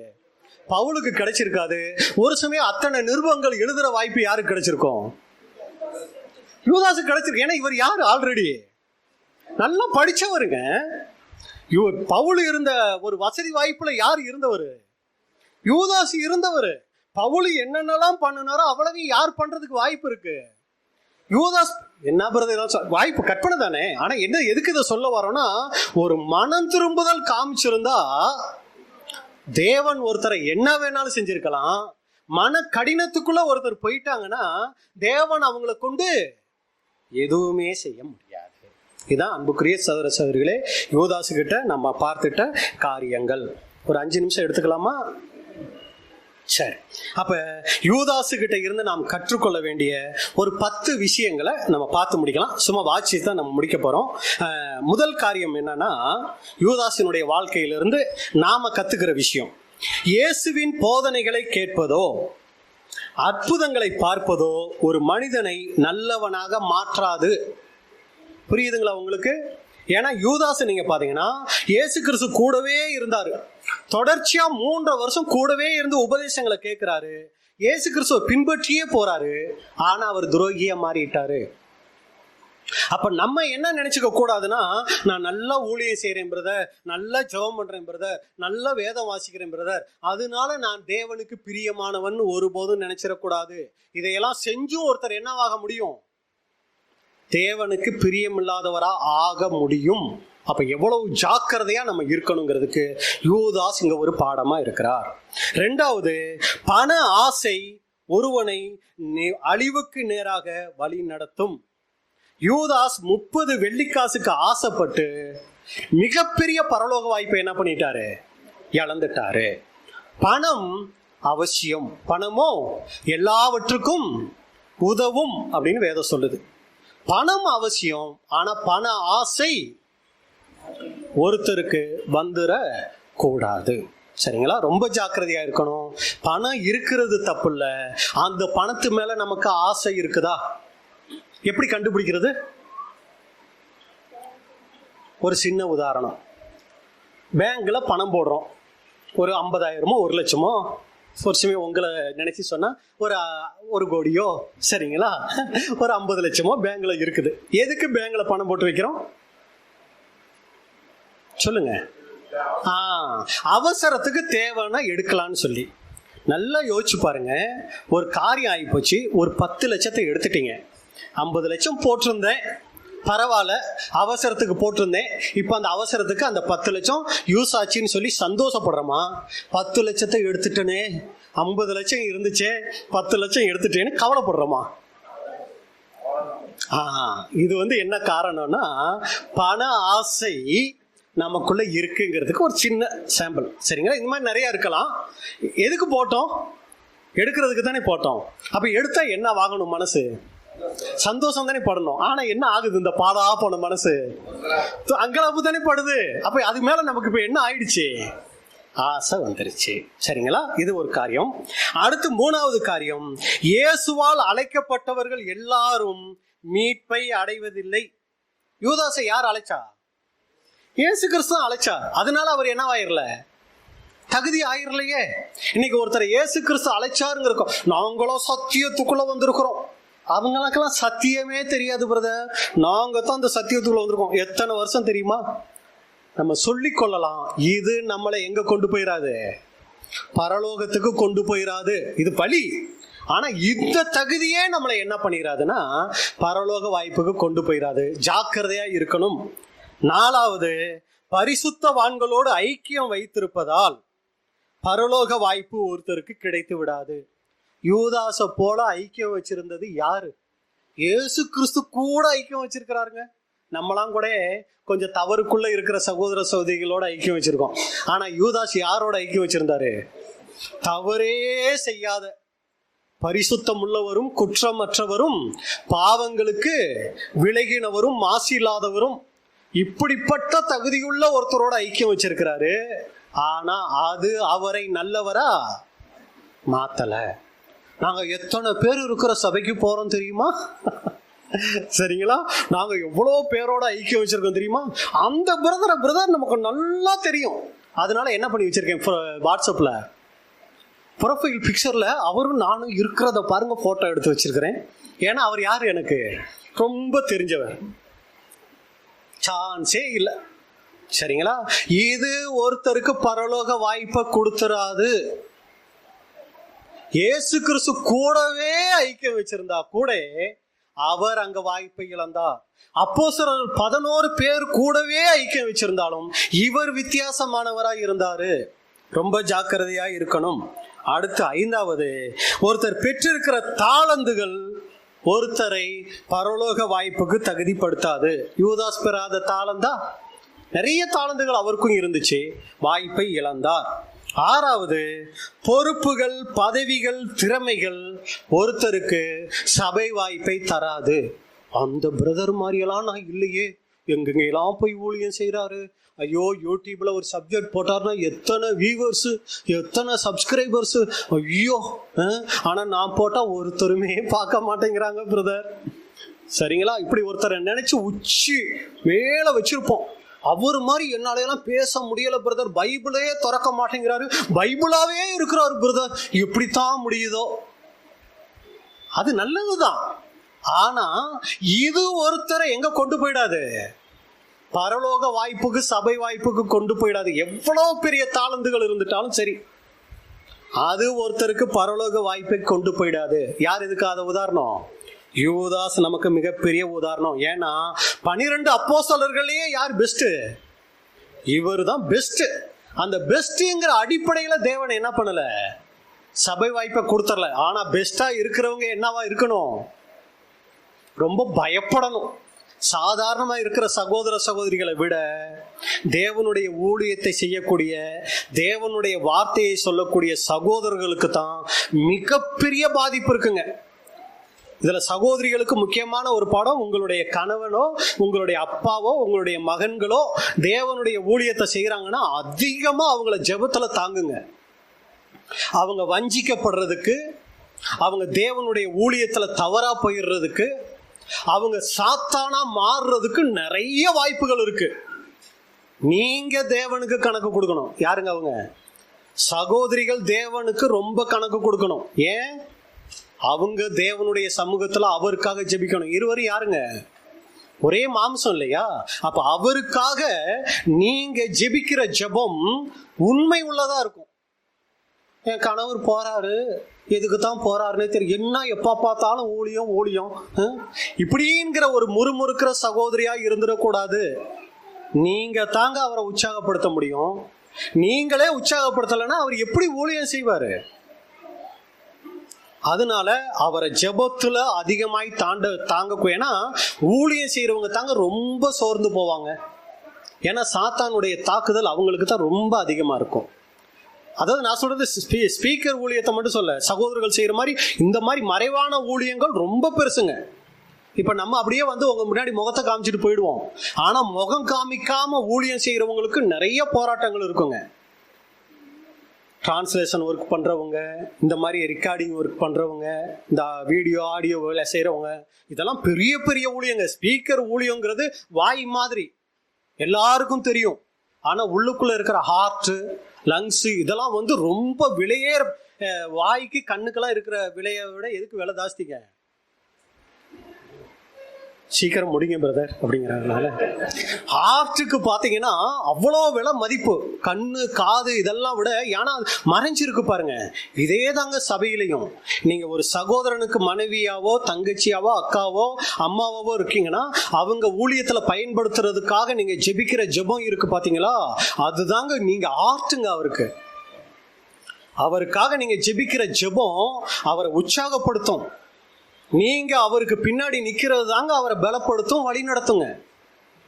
அதனால அன்புக்குரிய சகோதர சகோதரிகளே, நீங்க ரொம்ப முக்கியம் ஊழியத்துல. அப்ப எதுக்கு இதை சொல்ல வந்துட்டோம் அப்படின்னு சொல்லி நீங்க பாத்தீங்கன்னா, இன்னைக்கு இது போன்ற ஒரு திறமையான ஒரு சூழ்நிலைகள், நல்ல ஒரு பிரசங்கியாரா இருக்கிறவங்களுக்கு சோதனைகள் ரொம்ப அதிகம். அதுல ரொம்ப கவனமா அவங்க இருக்கணும். அவங்க விழுந்து போறதுக்கு நிறைய வாய்ப்புகள் இருக்கு. அதனால எதுக்கு சொல்ல வந்துட்டோம்னா, யூதாஸ் அது போல ஒரு நிலைமையில இருந்தாலும் அவர் தன்னுடைய வாய்ப்பை இழந்தார். திறமையானவர், பொருளாளர் பதவியில இருந்தாரு, நிர்வாக சமத்தரா இருந்தாரு, வாய்ப்பை இழந்தார். அப்ப இது நமக்கு ஒரு எச்சரிக்கையா இருக்குது. அடுத்து 7வது, இயேசுவோடு இருந்தாலும் இருதயத்தில் நெருக்கமாக இல்லாவிட்டால் பயனில்லை. யூதாஸ் யாரு? 12 பேத்துல ஒருத்தருங்க. ஒன்னு அப்பம் புசிச்சவரு, ஒன்னா ஐக்கியமா இருந்தவர், பந்தி இருந்தவர்களில் ஒருவராக இருந்தார். அப்பம் புசித்தார், பானம் பண்ணினாரு. ஆனா திராட்சை செடியில் கொடியாக இருக்கவில்லை.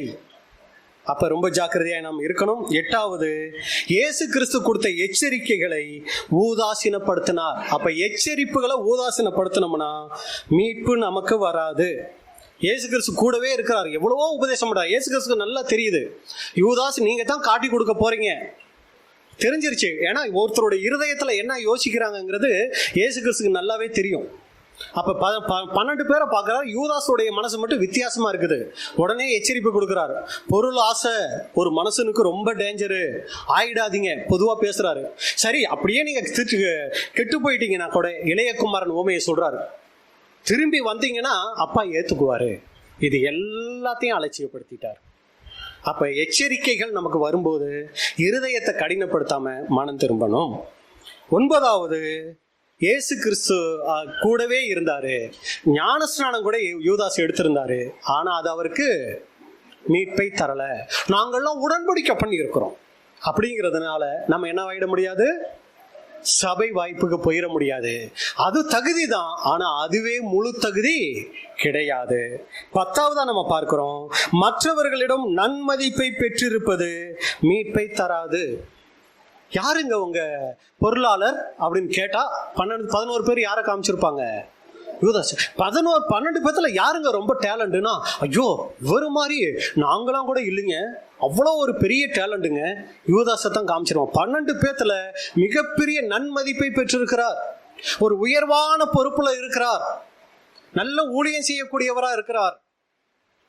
அது யூதாஸை தகுதிப்படுத்தல. இன்னைக்கு அநேக சகோதர சகோதரிகள் நம்மளை உயர்த்தி பேசுகிறதுனால, நம்மளை ஒரு மேன்மையான இடத்துல வச்சிருக்கிறதுனால, இவ்வளோ பேர் நம்மளை அங்கீகரிக்கிறாங்களே, அதனால நம்ம நிச்சயமா எங்க போயிடுவோம்? சபை வாய்ப்புக்கு போயிடுவோம்னு நினைச்சோம்னா அது நம்மளை நாமளே ஏமாத்தி கொள்வோம். ஏன்னா இன்னைக்கு உலக அரசியல்வாதிகளுக்கு பின்னாடி ஆளுங்க நிக்கிறத விடவா நம்ம பக்கம் நிக்கிறாங்க. அதனால அவங்களுக்கு பெரிய தகுதி உள்ளவங்களை அவங்க மாறிடுவாங்களா?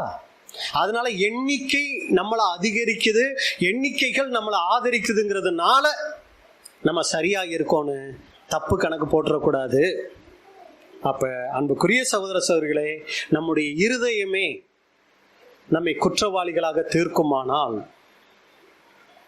தேவன் அதை காட்டிலும் பெரியவராக இருக்கிறார். ஆகவே வரப்போகிற நாட்களே ஆண்டவராக இயேசு கிறிஸ்துனுடைய மரணத்தை நினைவு கூற இருக்கிறோம். தேவனுக்கும் நமக்கும் இருக்கிறதான உறவை நம்ம சீர்தூக்கி பார்த்துக்குவோம். சகோதர சகோதரிகள் இடையிலே நமக்கு இருக்கிறதான உறவை சீர்தூக்கி பார்த்துக்கொள்வோம். தேவன் இதுல ஒரு சில காரியங்கள் உங்களுக்கு உணர்த்தி இருக்கலாம். ஆனா நிறைய எப்போ உணர்த்துவாரு? வேற ஒரு பிரதரை நாங்க கூப்பிட்டு சப்ஜெக்ட் கேட்கும்போது பிரதர் அப்படிங்கிறீங்களா? இல்லைங்க. தனிப்பட்ட முறையில நீங்க தேவ சமூகத்துல உட்கார்ந்து கேட்கும்போது தான் தேவன் அதிகமாய் பேசக்கூடியவராக இருப்பாரு. இது பொதுவா சபைக்கு சொல்லக்கூடிய வார்த்தைகள். ஆனா தேவ சமூகத்துல தனிப்பட்ட முறையில நம்ம உட்காரும் போது தேவன் அதிகமா நம்ம கிட்ட பேசுவார். அது நமக்கு மட்டுமே நமக்காகவே அதை பேசுவார். அது இன்னும் நமக்கு ஆசீர்வாதமா இருக்கும். அந்த ஒரு காரியத்தையும் வருகிற நாட்களை நாம் செய்து தேவனுடைய சமூகத்துல இருந்து வரப்போகிற நினைவு கூறுதலை நாம் ஒவ்வொருவரும் ஆசீர்வாதமாக ஆசரிக்க, இந்த பாத்திரவான்களாய் பாத்திரவதிகளாய் ஆசரிக்க தேவன் தாமே நம் ஒவ்வொருவருக்கும் கிருபை செய்வாராக. பொறுமையோடு கேட்ட உங்களை தேவன் ஆசீர்வதிப்பாராக. இப்படிப்பட்டதான வாய்ப்பை கொடுத்த பிதாவாகிய தேவனுக்கும் ஆண்டவராகிய இயேசு கிறிஸ்துவுக்கும் அருமையான சபை சகோதர சகோதரிகளுக்கும் கூட என்னுடைய நன்றியை தெரிவித்துக் கொள்கிறேன். தேவனுடைய நாமம் மகிமைப்படுவதாக. ஆமென்.